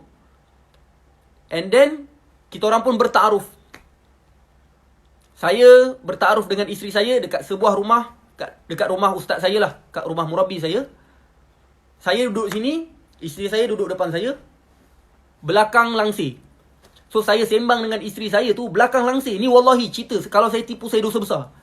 Tak ada maknanya saya nak tipu. Dan saya sembang dengan isteri saya sejam 2 jam belakang langsir. Nama siapa? Pandai masak tak? Suka masak tak? Ada saka tak? Macam-macam saya tanya dia. Ada saka ke tak? Yelah, saya pun risau juga kahwin-kahwin isteri ada saka. Seram. Antara soalan yang saya tanya isteri saya macam ni. Saya kata kat isteri saya sibuk.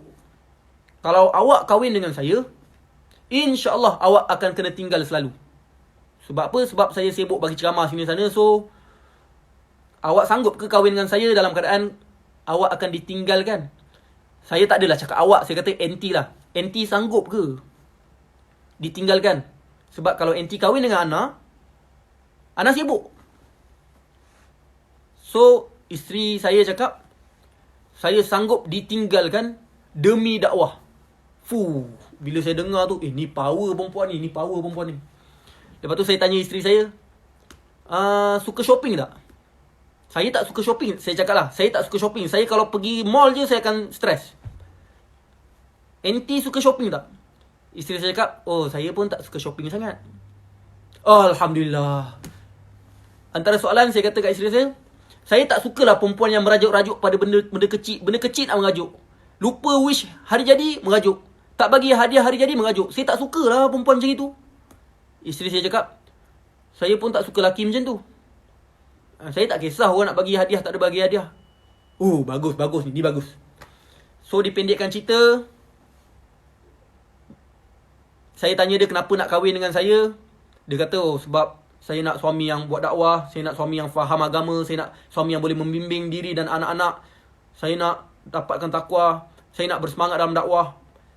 Kenapa Enta nak kahwin dengan Ana pula? Isteri Ana tanya Ana pun kata, sebab saya nak isteri yang solehah, yang boleh mendidik anak saya, memahami agama. Saya nak isteri yang sama-sama boleh support saya dalam dakwah. Saya nak isteri yang memahami saya. Banyaklah.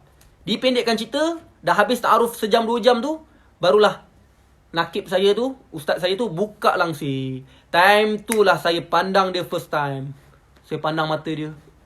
Dia pandang mata saya. Tak adalah macam tu. Sepatutnya nak macam tu lah. Boleh sebenarnya time ta'aruf boleh je pandang muka bakal isteri kita ataupun bakal suami kita. Diharuskan. Tapi tak tahulah kenapa ustaz saya dia buat belakang langsir. Sampai sekarang saya tak faham. Padahal sebenarnya boleh je nak tengok. Tapi bila dia dah buka langsir tu, saya pandanglah isteri saya. Tapi isteri saya dia malu. Yelah perempuan yang solehah, mestilah dia akan malu bila ada lelaki nak pandang-pandang dia. Betul tak? Perempuan yang tak solehah je yang suka lelaki pandang. Yang seronok bila lelaki pandang. So ni wallahi, bila saya pandang isteri saya for the first time, isteri saya punya reaction macam ni. Dia tunduk, lepas tu dia macam pandang saya sikit, lepas tu dia tunduk balik. Dia macam tak selesa sebab laki pandang dia. So saya pun cuak lah kan. Alamak, aku nak pandang dia, dia macam tak selesa, cuak lah pula. Saya pun okay, dah. Saya suruh ustaz saya tu tutup langsir balik. Saya pun baliklah dalam keadaan stres. Aduh mak, aku ta'aruf, aku nak tengok muka dia, tapi dapat pandang kejap je. Susah, stres lah juga kan. Sebab saya pun malu juga. Saya pun segan juga nak usah-usah perempuan kan. Tak ada kerja. Sampai sekarang kan, kalau saya sembang dengan perempuan, tak kisah, hatta staff saya sendiri pun, staff saya yang perempuan kat office, kalau tengah meeting, saya akan tundukkan pandangan, saya akan pandang dia sikit-sikit je. Sebab saya segan. Wallahi, ni cerita betul. Dipendekkan cerita, bila balik rumah, saya kata kat kakak saya, kakak, tak puas hati lah tak dapat tengok muka perempuan tu lama. Saya nak tengok macam mana senyuman dia, macam mana gigi dia, macam mana dia gelak. Tapi ni tengok kejap, tak sampai seminit je tengok. So saya tak puas hati. Sebab sepatutnya kita kena tengok, itu diharuskan. Bila kita nak kahwin dengan seseorang, kita kena tengok dia time ta'aruf tu. Kalau tak tengok, macam mana nak kahwin? Betul tak? Dipendekkan cerita lagi. Dipendek-pendek panjang juga, sorry Kat mana tadi? Dipendekkan cerita, saya kata kat kakak saya, kakak boleh tak pergi rumah perempuan tu, lepas tu ambil gambar dia, tapi acah-acah ambil gambar, tapi sebenarnya rakam. So kakak saya kata, okey. Kakak saya pergilah rumah isteri saya tu, sembang-sembang dengan isteri saya tu, lepas tu dia pun ambil gambar isteri saya, dia suruh senyum-senyum gelak sikit. Padahal kakak saya rakam.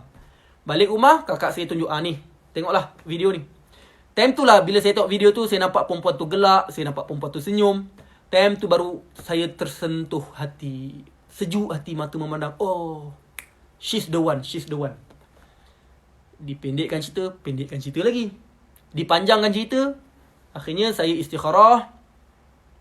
Saya bincang dengan mak ayah saya.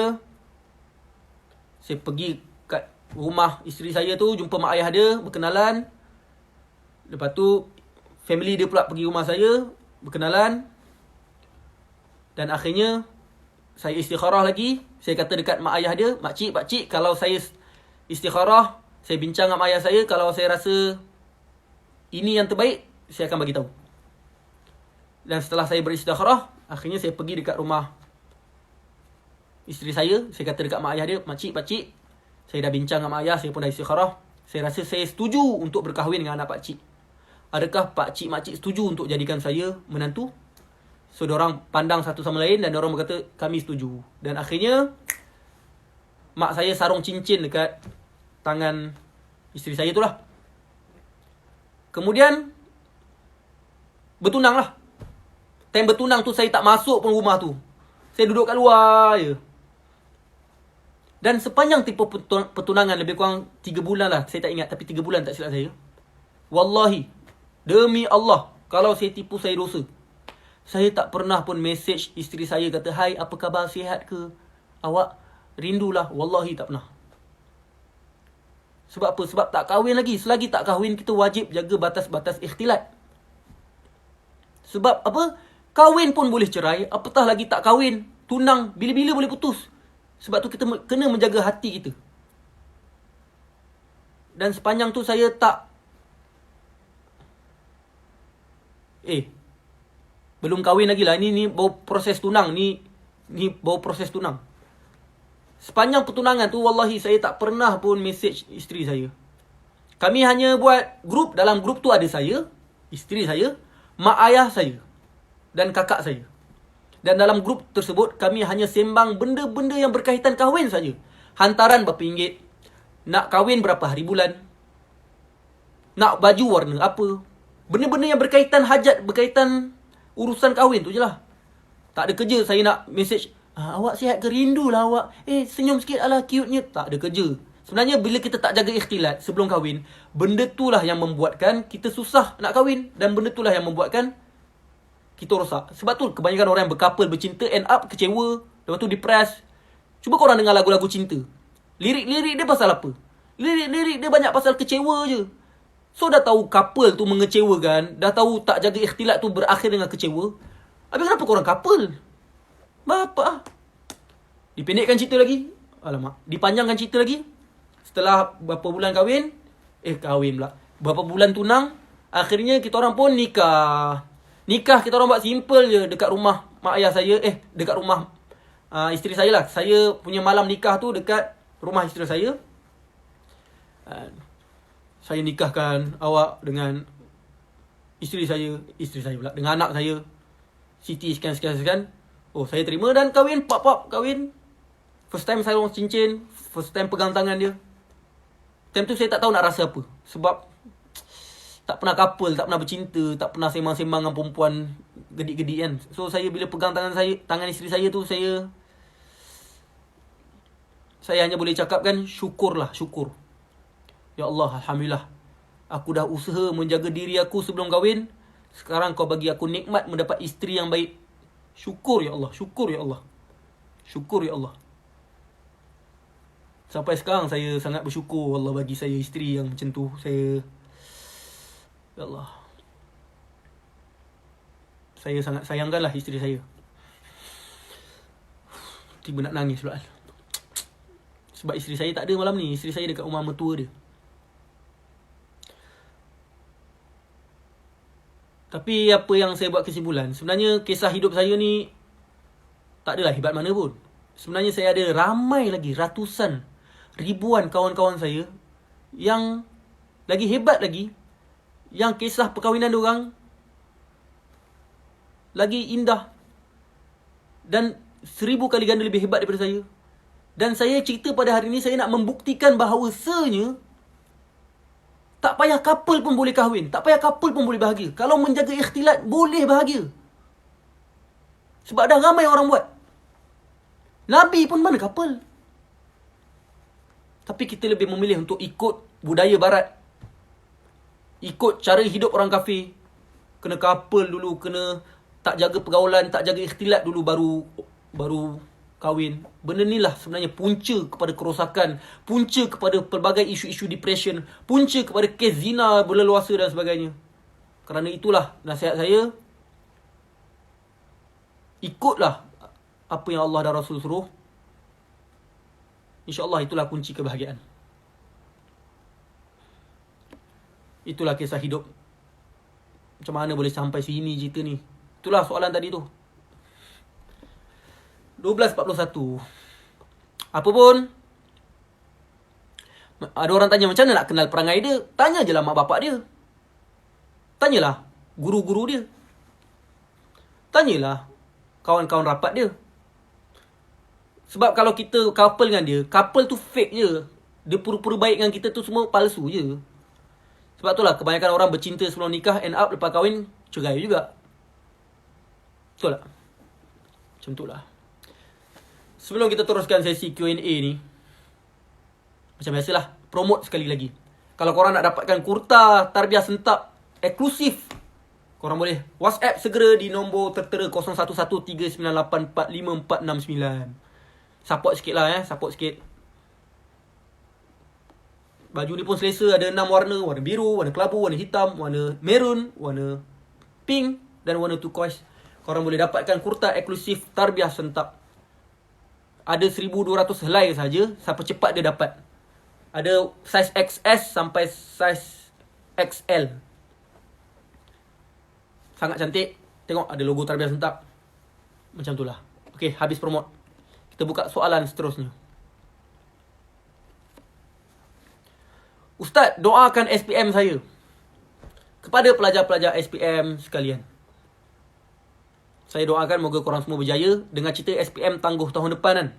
So moga-moga korang boleh gunakan waktu-waktu kosong ni untuk belajar lah. Saya nak cerita sikit lah tentang kisah hidup saya ketika SPM.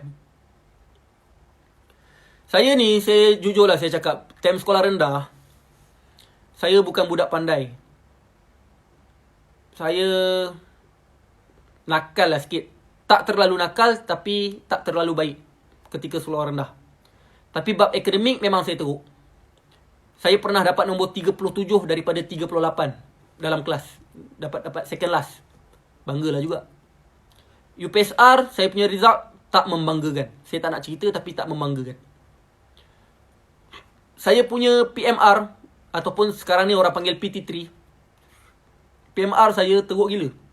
Trial PMR saya. Sains, fail. Geografi, fail. Kemahiran hidup, fail. Sejarah, fail.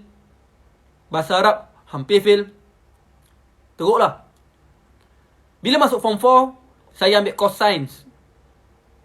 Kenapa saya ambil course sains? Sebab kawan-kawan saya banyak ambil course sains, saya pun ikutlah ambil course sains.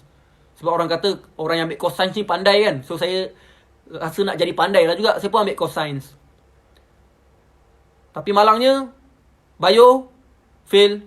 Kimia, fail. Fizik, fail. Saya tak faham satu haprak pun bio, kimia, fizik. Apa jadi lepas tu? Saya tak tahan, saya tertekan, saya menangis. Saya pernah hantuk kepala kat dinding. Saya pernah menjerit seorang-seorang. Dan akhirnya, saya drop bio, kimia, fizik. Ada kawan saya kata, Nin, serius lah kau nak drop bio, kimia, fizik. Gelap masa depan. Saya pun lantak lah. Aku memang dah tak faham. Saya drop bio, kimia, fizik. Saya tukar course. Saya ambil course account. Saya ingatkan account senang. Rupanya account susah juga. Saya punya trial SPM, markah account saya 12/100. Saya ada sijil saya ada tunjuk. Tapi ada dalam kereta, malah nak ambil. Saya boleh tunjuk lah. Markah account saya, trial pertama SPM, 12/100. Trial kedua SPM saya pun, markah account saya, 12/100. Istiqamah. Saya tak faham satu haprak pun account tu. Tiba-tiba hari ni jadi businessman. Saya pun tak tahu kenapa tiba-tiba saya jadi businessman. Padahal account saya tak faham sampai sekarang. Banyak staff-staff saya je yang tolong buatkan. Tapi dipendekkan cerita sampai satu tahap. Saya sedar.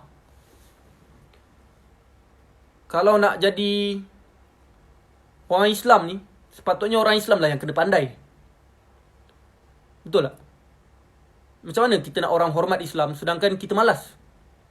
Saya sedar, saya punya markah banyak teruk. Result saya teruk-teruk. Saya dan fail adalah adik-beradik. Asyik fail je. Dan saya juga sedar, mak bapak saya bayar yuran mahal-mahal sebab saya sekolah swasta. So, mak bapak saya bayar yuran sampai mahal lah. 300-400. Mak ayah saya ketika tu bukan orang kaya pun. Saya pernah tanya mak ayah saya, Umi Abah tak ada duit, tapi hantar anak sekolah swasta, sekolah agama ni, mana Umi Abah dapat duit? Mak ayah saya kata, Umi Abah kalau dapat gaji, benda pertama yang kami akan buat adalah bagi pendidikan anak-anak. So saya sedar benda tu. Mak aku, bapa aku dah korban macam-macam untuk aku, tapi aku malas belajar main-main. So apa saya buat? Lebih kurang 3 bulan sebelum SPM, lebih kurang 3 bulan, 3 ke 4 bulan, saya tak pasti, saya tak ingat. Tapi 3-4 bulan sebelum SPM, apa saya buat? Saya sedar saya tak pandai. So saya belajar daripada lepas isyak sampai pukul 3 pagi setiap hari. Hampir setiap hari. Saya belajar daripada lepas isyak sampai pukul 2 pagi. 2 pagi sampai 3 pagi saya baca Quran, saya solat hajat. Hampir setiap hari. Belajar seorang-seorang. Orang semua time prep belajar kat kelas. Saya time prep belajar kat surau, kat musola. Warden marah saya, pergilah belajar kat kelas. Jangan belajar kat sini. Saya kata tak. Saya suka belajar seorang-seorang. Ada orang kan suka belajar ramai-ramai. Ada orang suka belajar seorang-seorang. Saya suka belajar seorang-seorang. Lepas isyak sampai 2 pagi saya belajar. 2 pagi sampai 3 pagi saya baca Quran, saya solat hajat. Sebab saya tahu saya tak pandai. Sebab tu saya kena all out sikit. Dan ni kisah benar Terpulang lah korang nak percaya tak nak percaya. Tapi ni serius kisah benar. Sampai satu tahap bila SPM, subjek pertama yang saya ambil ketika tu adalah sejarah. Dan benda yang saya belajar tak masuk. Dan bila saya kira markah sejarah saya, confirm tak dapat A. Macam mana saya kira? Senang je. Yang betul saya tanda betul, yang salah saya tanda salah, yang saya ragu-ragu saya akan tulis kat kertas dan saya akan tengok balik jawapan. Dan bila saya kira, confirm sejarah, saya tak dapat A. Saya target nak dapat 9A. Saya target nak dapat 9A. Sebab tu saya belajar sampai pukul 3 pagi dan sebagainya. Sebab apa? Sebab saya nak dapat 9A. Saya cakap kat diri saya, aku nak try berjaya. Aku tak pernah berjaya. Nak juga try berjaya, dapat markah tinggi-tinggi, result yang power-power. Aku pun nak gembira kat mak bapak aku. Sebab tu saya belajar sungguh-sungguh. Tapi subjek pertama, sejarah, saya kira markah saya, confirm tak dapat A. Menangis, Syekh. Saya terbaring. Habis jawab sejarah tu, saya terbaring. Saya macam, ya Allah, aku dah usaha gila-gila. Subjek pertama dah tak dapat A. Menangis, Syekh. Saya call mak saya, Umi, Anin minta maaf. Anin target nak dapat 9A, tapi subjek pertama sejarah, Anin kira-kira dapat B ni. Mak saya kata, tak apa Anin, tak apa, yang penting usaha. Bukan tu je, sains. Walaupun saya dah drop biokimia fizik, saya kena ambil sains juga. Dan memang saya tak faham lah sains ni. Saya kira markah sains saya, confirm dapat D. Bukan B, D. D. So dah confirm lah tak dapat 9A. Biasa kan orang habis SPM apa orang buat? Orang akan peluk, ambil gambar kenang-kenangan dengan kawan-kawan, betul tak? Saya, subjek terakhir ketika tu adalah syariah. Syariah lebih kurang sejam 30 minit. 45 minit saya dah habis jawab. Saya keluar awal. Saya terus masuk dom, kemas barang. Saya terus keluar sekolah, tunggu bas, naik bas. 40 minit balik rumah. Sampai rumah, letak beg. Saya terus baring, saya terus, ya Allah, SPM dah habis. Aku tak dapat 9A. Aku baru je nak dapat 9A, tapi tak ada harapan. Tak apalah, ya Allah, aku dah usaha. Moga-moga kau bagi pahala daripada usahaku. Tapi saya kecewa lah, saya down. Tiba-tiba, bila saya ambil result. Bila saya ambil result, saya orang pertama ambil result dekat sekolah saya. Bila buka je dewan ambil result, saya orang first masuk. Tak silap saya lah. Tak silap saya. Ya ke? Tak. Ada orang lain yang masuk dulu. Tapi bila saya masuk ambil result, cikgu kata, Anin, tahniah Anin. Kenapa cikgu? Dapat 9A, Syekh. Dapat 9A. Sejarah A. Yang patutnya B tu, tak tahulah, mungkin turun graf ke apa, dapat A. Itu okey lagi. Sains, yang saya kira markah saya dapat D tu, tiba-tiba dapat A juga. Saya rasa macam, serius lah. Turun graf ke apa ni? Saya macam terkejut, ya Allah. Saya sujud syukur malam tu. Bukan malam, time tu saya sujud syukur. Saya call mak saya, Umi, Anin 9A. Mak saya terkejut. Mak saya menjerit. Menjerit tu. Anin 9A. Saya pun macam, ya Allah. 9A. Saya sampai sekarang saya bersyukur saya dapat 9A tu. Wallahi. Sebab semenjak daripada hari tu, baru saya sedar. Aku ni bukan tak pandai. Aku ni malas je. Semua orang pandai sebenarnya. Cuma malas tak malas. Saya sedarlah saya ni otak slow sikit. Tapi apa yang saya buat, saya usahalah sungguh-sungguh. Bukan sekadar usaha belajar, usaha doa. Kadang-kadang benda yang kita rasa mustahil tu Allah boleh bagi. Serius saya cakap. Dan semenjak hari tu, saya sedar, aku kalau nak buat apa-apa, aku memang kena all out sikit. So, sampai sekarang lah, saya nak buat apa-apa, saya akan all out. Alhamdulillah. Sebab saya tahu, memang saya ni jenis, ada orang jenis genius kan, belajar sikit dah faham kan. Ada orang kena gila-gila sikit. Saya ni jenis yang kena usaha lebih sikit. So, kesimpulannya adalah, semua orang boleh berjaya. Dan jangan sedih kalau SPM teruk. Saya dah jumpa ramai dah. Staff saya ada 3 orang. 3 tu SPM teruk. Seorang 1A, seorang 2A. Tiba-tiba masuk universiti. 3 tu, seorang dapat anugerah dekan dekat kuis. Seorang dapat anugerah dekan dekat politeknik dia. Seorang pun dapat anugerah dekan dekat politeknik dia. SPM teruk je. Tapi nak kata, SPM tak menentukan apa-apa. Sebab tu jangan rasa hebat sangat bila SPM dah power. Sebab orang yang berjaya takkan selamanya berjaya. Orang yang gagal tak selamanya gagal. Macam itulah cerita dia. Nak apa-apa, usaha dan doa pada Allah SWT serta bertawakal dengan Allah. InsyaAllah Allah akan bagi yang baik-baik. Apa, ini dah pukul 12.53 baik. Korang tak ngantuk ke?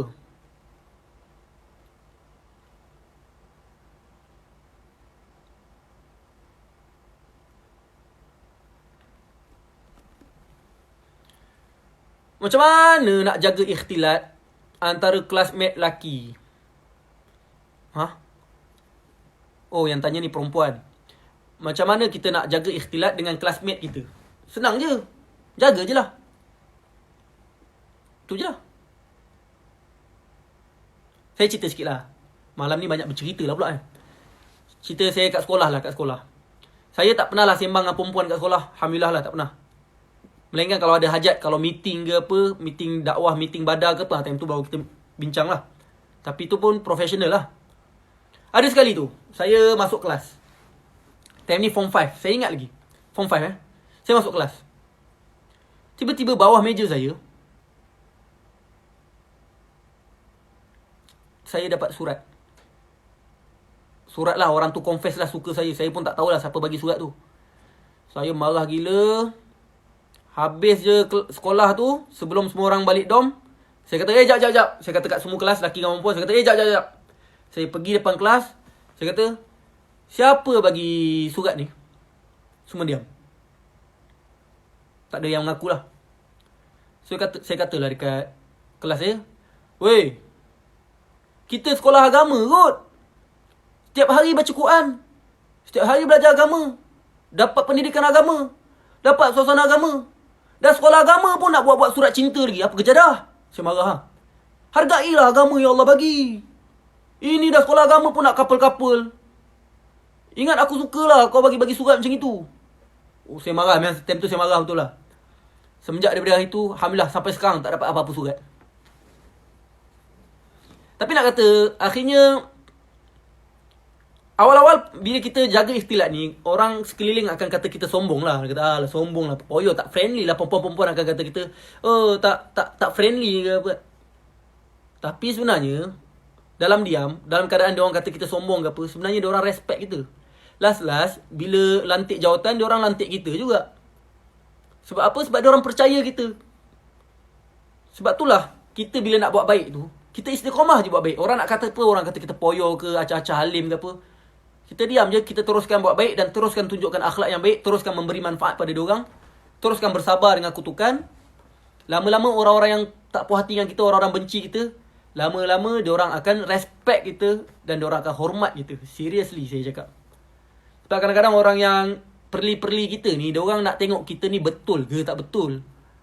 Bila kita istiqamah, itulah punca hidayah sebenarnya. Sebab itulah Rasulullah SAW sendiri, orang kutuk dia, orang kata dia gila, orang kata dia ahli sihir, orang kata Nabi kena rasuk jin, macam-macam tuduhan orang kata kat Nabi. Tapi Nabi istiqamah, teruskan dakwah, teruskan buat baik, teruskan tunjuk akhlak yang baik.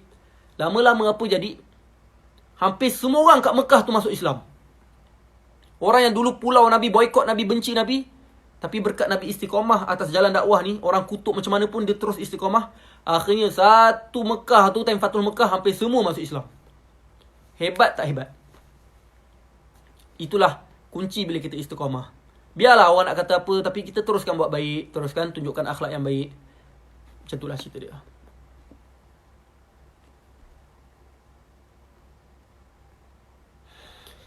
Astaghfirullah. Macam mana nak bagi suara merdu?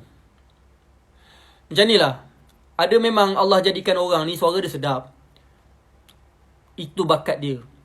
Ada orang Allah jadikan suara dia tak sedap. Itu bukan bakat dia. So kalau suara tu rasa-rasanya tak sedap, dan rasanya bakat korang bukan menyanyi, korang minum telan madu 10 cawan pun, suara tak sedap juga. So janganlah bersedih. Macam saya lah, suara saya tak sedap. Saya tak sedih. Tapi bila saya sedar suara saya tak sedap, apa saya buat? Saya tak menyanyi. Tapi saya buat lagu untuk orang. Kalau korang follow Tarbiyah Sentap daripada awal, Semua lagu-lagu Tarbiyah Sentap, hampir semua lah, tak adalah semua, hampir semua lagu-lagu Robitoh, lirik-lirik lagu The Faith, lagu Anik, lagu The Truth, hampir semuanya saya buat. Saya tak pandai menyanyi, tapi saya pandai buat lagu dan saya pandai buat lirik. So saya buat lirik-lirik dakwah. Saya ubah lagu-lagu famous jadikan dakwah. Dan akhirnya lagu-lagu tu tersebar lah. Alhamdulillah dekat Tarbiyah Sentap sekarang saya berjaya terbitkan lebih daripada 50 lagu. So korang boleh pergi YouTube Tarbiyah Sentap sekarang. Korang boleh layan lagu-lagu dakwah daripada Tarbiyah Sentap, daripada kumpulan Robitoh, daripada The Truth, daripada Anik Mohaimin, daripada Syed Salahuddin, daripada Arif, daripada Autotune Band. So korang boleh hayatilah lagu-lagu saya. Kalau saya menyanyi, saya nyanyi tak sedap. Sengau-sengau sikit. Saya nyanyi sikit dah cukup lah tu. So kesimpulan dia, ada orang memang bakat suara dia sedap. So asah lah bakat tu. Tapi kalau dah suara tak sedap, tak payahlah sedih-sedih, carilah bakat lain. Faham Apapun korang boleh tengok YouTube Tarbiyah Sentap lepas ni. Korang boleh layan segala lagu-lagu Tarbiyah Sentap, short film yang Tarbiyah Sentap keluarkan. Memang kami buat lagu-lagu, buat short film, buat video-video supaya anak-anak muda pada hari ni yang suka hiburan pelik-pelik ni, bila dengar lagu-lagu Tarbiyah Sentap, tengok short film, video-video Tarbiyah Sentap, moga-moga benda tu menjadi asbab hidayah untuk diorang. Saya sangat syukur. Kadang-kadang bila ada orang DM saya, Ustaz, disebabkan lagu yang Ustaz buat, sampai sekarang saya berubah. Ustaz, disebabkan short film yang Ustaz buat, sampai sekarang saya istiqamah berubah. Benda tu membuatkan saya sangat sebab. Saya syukur sangat pada Allah. Dan saya memang doa pada Allah hari-hari, Ya Allah, bagilah aku hidayah dan jadikanlah aku asbab hidayah untuk orang lain. Itu doa yang sampai sekarang saya tak pernah miss. Ya Allah, bagilah aku hidayah dan jadikan aku asbab hidayah untuk orang lain. Ya Allah, bagilah aku hidayah, bagilah semua orang hidayah dan jadikanlah aku asbab hidayah kepada semua orang. Itu saya selalu doa. Dan saya sangat syukur bila tulisan-tulisan saya, lagu-lagu yang saya terbitkan, yang Tarbiyah Sentap terbitkan, short film dan sebagainya, menjadi asbab hidayah pada diri saya dan pada semua orang yang tengok. Saya sangat syukur. So korang bolehlah dengar, pergi YouTube Tarbiyah Sentap sekarang. Untuk pengetahuan, sekarang ni kumpulan Robitoh, setiap 2 hari kami akan rilis doa kapela daripada kumpulan Robitoh. So korang boleh dengar di YouTube Tarbiyah Sentap. Serius sedap gila. Nak saya menyanyi ke? Serius lah nak saya menyanyi? Tak payahlah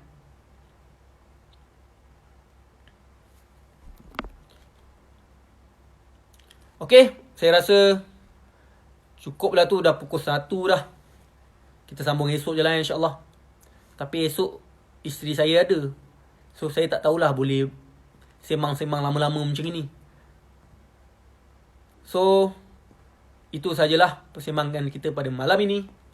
Terima kasih pada semua yang join live pada malam ini. Sekali lagi sebelum kita berakhir, saya nak iklan. Kalau korang nak dapatkan kurta Tarbiyah Sentap ni, korang boleh WhatsApp 0113984549. Nombor saya dah pin tu. Korang boleh dapatkan. Support saya sikit Support sikit lah sebab ini first time buat kurta. Lawa pula tu.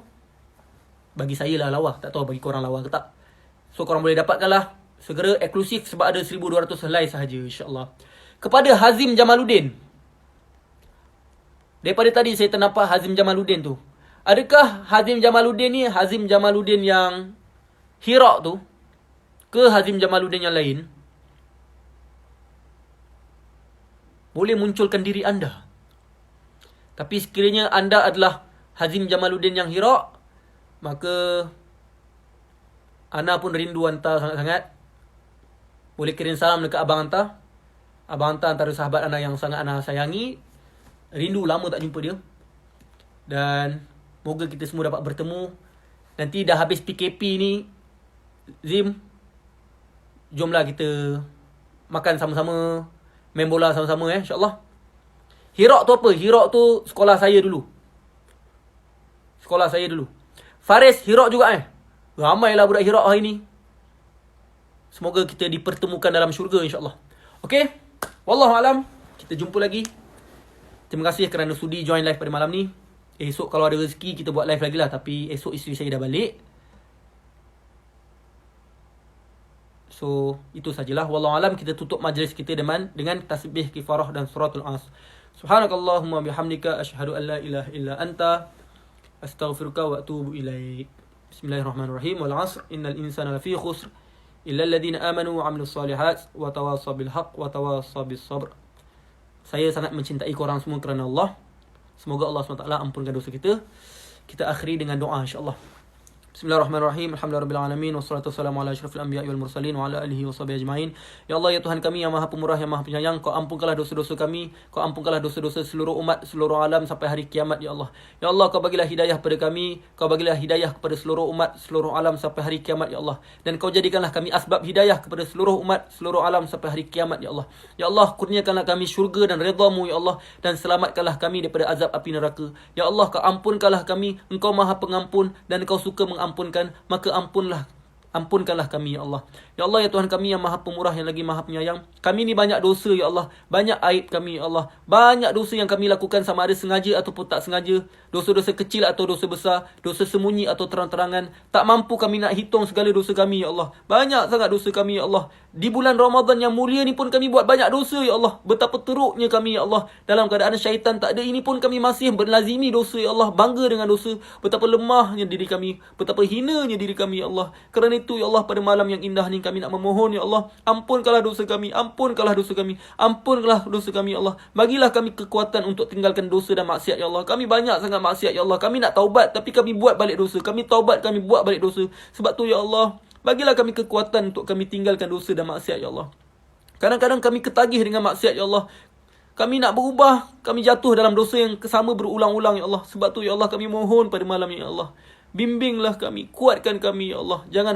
Janganlah Kau tinggalkan kami walaupun sekelip mata ya Allah. Kau ampunkanlah dosa-dosa kami dan Kau berilah kami kekuatan untuk tinggalkan segala dosa dan maksiat ya Allah. Sebenarnya ya Allah, di sudut hati kami penat ya Allah. Kami terseksa buat maksiat. Buat maksiat ni langsung tak manis ya Allah. Bahkan membuatkan hati kami sengsara dan derita. Tapi kami tak mampu nak lawan ya Allah. Kerana itu Allah, bagilah kami kekuatan untuk tinggalkan semua maksiat yang kami buat ya Allah. Ya Allah, Kau ringankanlah diri kami untuk beribadah. Kau masukkanlah dalam hati kami perasaan cinta, manis, nikmat, bahagia ketika kami beribadah ya Allah. Ya Allah, ya Tuhan kami yang Maha Pemurah, yang Maha Penyayang, Kau murahkanlah rezeki kami. Kau berilah kami rezeki dari penjuru yang tak disangka-sangka, dan Kau berilah kami jalan keluar bagi semua masalah ya Allah. Ya Allah, kepada saudara-saudara kami yang susah, yang tak cukup makan, yang tak cukup duit, Kau mudahkan urusan mereka ya Allah. Kau murahkan rezeki mereka ya Allah. Yang saudara-saudara kami yang kekurangan harta, yang fakir, yang miskin, Kau berilah mereka kecukupan ya Allah. Kau berilah mereka kebahagiaan ya Allah. Dan Kau bagilah mereka syurga atas kesabaran mereka ya Allah. Ya Allah, Kau bantulah saudara-saudara kami di Palestin, di Syria, di Rohingya, di Afghanistan, di Shishan, dan di seluruh dunia ya Allah, yang sedang kesusahan, yang sedang di dalam negara peperangan, yang tak cukup makan, yang sakit. Kau sembuhkanlah mereka. Kau berilah mereka kekuatan ya Allah. Ya Allah, ya Tuhan kami, Kau bebaskanlah Masjidil Aqsa, dan Kau jadilah kami antara tentera yang membebaskan Masjidil Aqsa ya Allah. Ya Allah, Kau bagilah kami kekuatan untuk dakwah ya Allah. Kau bagilah kami kekuatan untuk tak putus asa dalam dakwah. Kau bagilah kami ikhlas dalam dakwah ya Allah. Kau buanglah penyakit hati dalam hati kami. Kau buanglah perasaan riak, ujub, sum'ah, takabur, sombong dalam hati kami ya Allah. Dan Kau masuklah dalam hati kami ikhlas, jujur, amanah ya Allah. Ya Allah, yang Maha Pemurah, yang Maha Penyayang, Kau terimalah segala amalan kami ya Allah. Kau terimalah segala amalan baik kami ya Allah. Kau terimalah segala amalan baik kami ya Allah. Sekiranya selama ni kami ada buat baik dan kami buat niat kami hanya untuk mendapat pujian, maka Kau ampunkanlah kami ya Allah. Kami ni lemah, kami ni hina. Kadang-kadang kami tak perasan kami buat baik untuk dapat pujian manusia. Kerana itu ya Allah, Kau ampunkanlah kami, Kau terimalah amalan kami, dan Kau masukkanlah dalam hati kami perasaan ikhlas ya Allah. Ya Allah, bagilah Ramadan tahun ini adalah Ramadan yang terbaik kami. Bagilah Ramadan ini menjadi titik tolak untuk kami belajar Al-Quran, mendalami Al-Quran, menghayati Al-Quran, mendekati hadis, mendalami hadis, cinta untuk beribadah dan kuat untuk meninggalkan maksiat. Dan jadikanlah Ramadan tahun ini, Kau bagilah kami peluang untuk bertemu malam Lailatul Qadar ya Allah. Kau bagilah kami dapat bertemu malam Lailatul Qadar ya Allah. Kau bagilah kami dapat bertemu malam Lailatul Qadar ya Allah. Kami tak tahu sepanjang kami hidup, kami banyak lalai ya Allah. Kami tak tahu kami pernah bertemu malam Lailatul Qadar ke tak. Sebab 10 malam terakhir kami lalai ya Allah. Kami tidur, kami tak tahajud pun. Kami kurang baca Quran. Kami lalai. Maka pada tahun ni ya Allah, Kau bagilah kami peluang untuk gunakan masa malam itu sepenuhnya untuk kami memburu Lailatul Qadar ya Allah. Kami merayu ya Allah. Kami merayu ya Allah. Ya Allah, bagilah mak ayah kami masuk syurga tanpa hisap, Ya Allah. Kami sayang sangat mak ayah kami.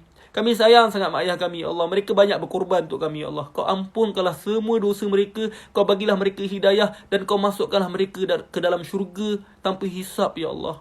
Kau bagilah mak ayah kami masuk syurga tanpa hisap, Ya Allah. Kau bagilah mereka dapat masuk syurga Firdaus tanpa hisap, Ya Allah. Kami sangat cintakan mak ayah kami. Begitu juga adik-beradik kami, cucu cicit kami, zuriat-zuriat kami selepas ini, nenek kami, pakcik, atuk kami dan semua saudara mara kami, kawan-kawan kami, sahabat-sahabat kami, guru-guru kami. Kau bagilah kami semua masuk syurga tanpa hisab, Ya Allah. Rabbana atina fid dunya hasanah wa fil akhirati hasanah wa qina adzabannar. Subhana rabbika rabbil izzati amma yasifun. Wassalamun alal mursalin walhamdulillahi rabbil alamin. Wallahu alam, yang baik daripada Allah, yang buruk daripada diri saya sendiri. Kita jumpa lagi pada esok hari insya-Allah kalau ada kelapangan. Assalamualaikum warahmatullahi wabarakatuh. Saya nak minta maaf kalau ada salah silap. Dan saya pun maafkan korang semua insya-Allah. Assalamualaikum warahmatullahi wabarakatuh. Kalau boleh sebelum tidur, solat taubat, solat tahajud, baca Quran. Kalau tak baca Quran lagi, siapa yang belum baca satu juzuk, baca satu juzuk insya-Allah. Aiman Hakim, Ana rindu anta. Nanti habis PKP insya-Allah kita jumpa, Aiman. Okey, Assalamualaikum warahmatullahi wabarakatuh.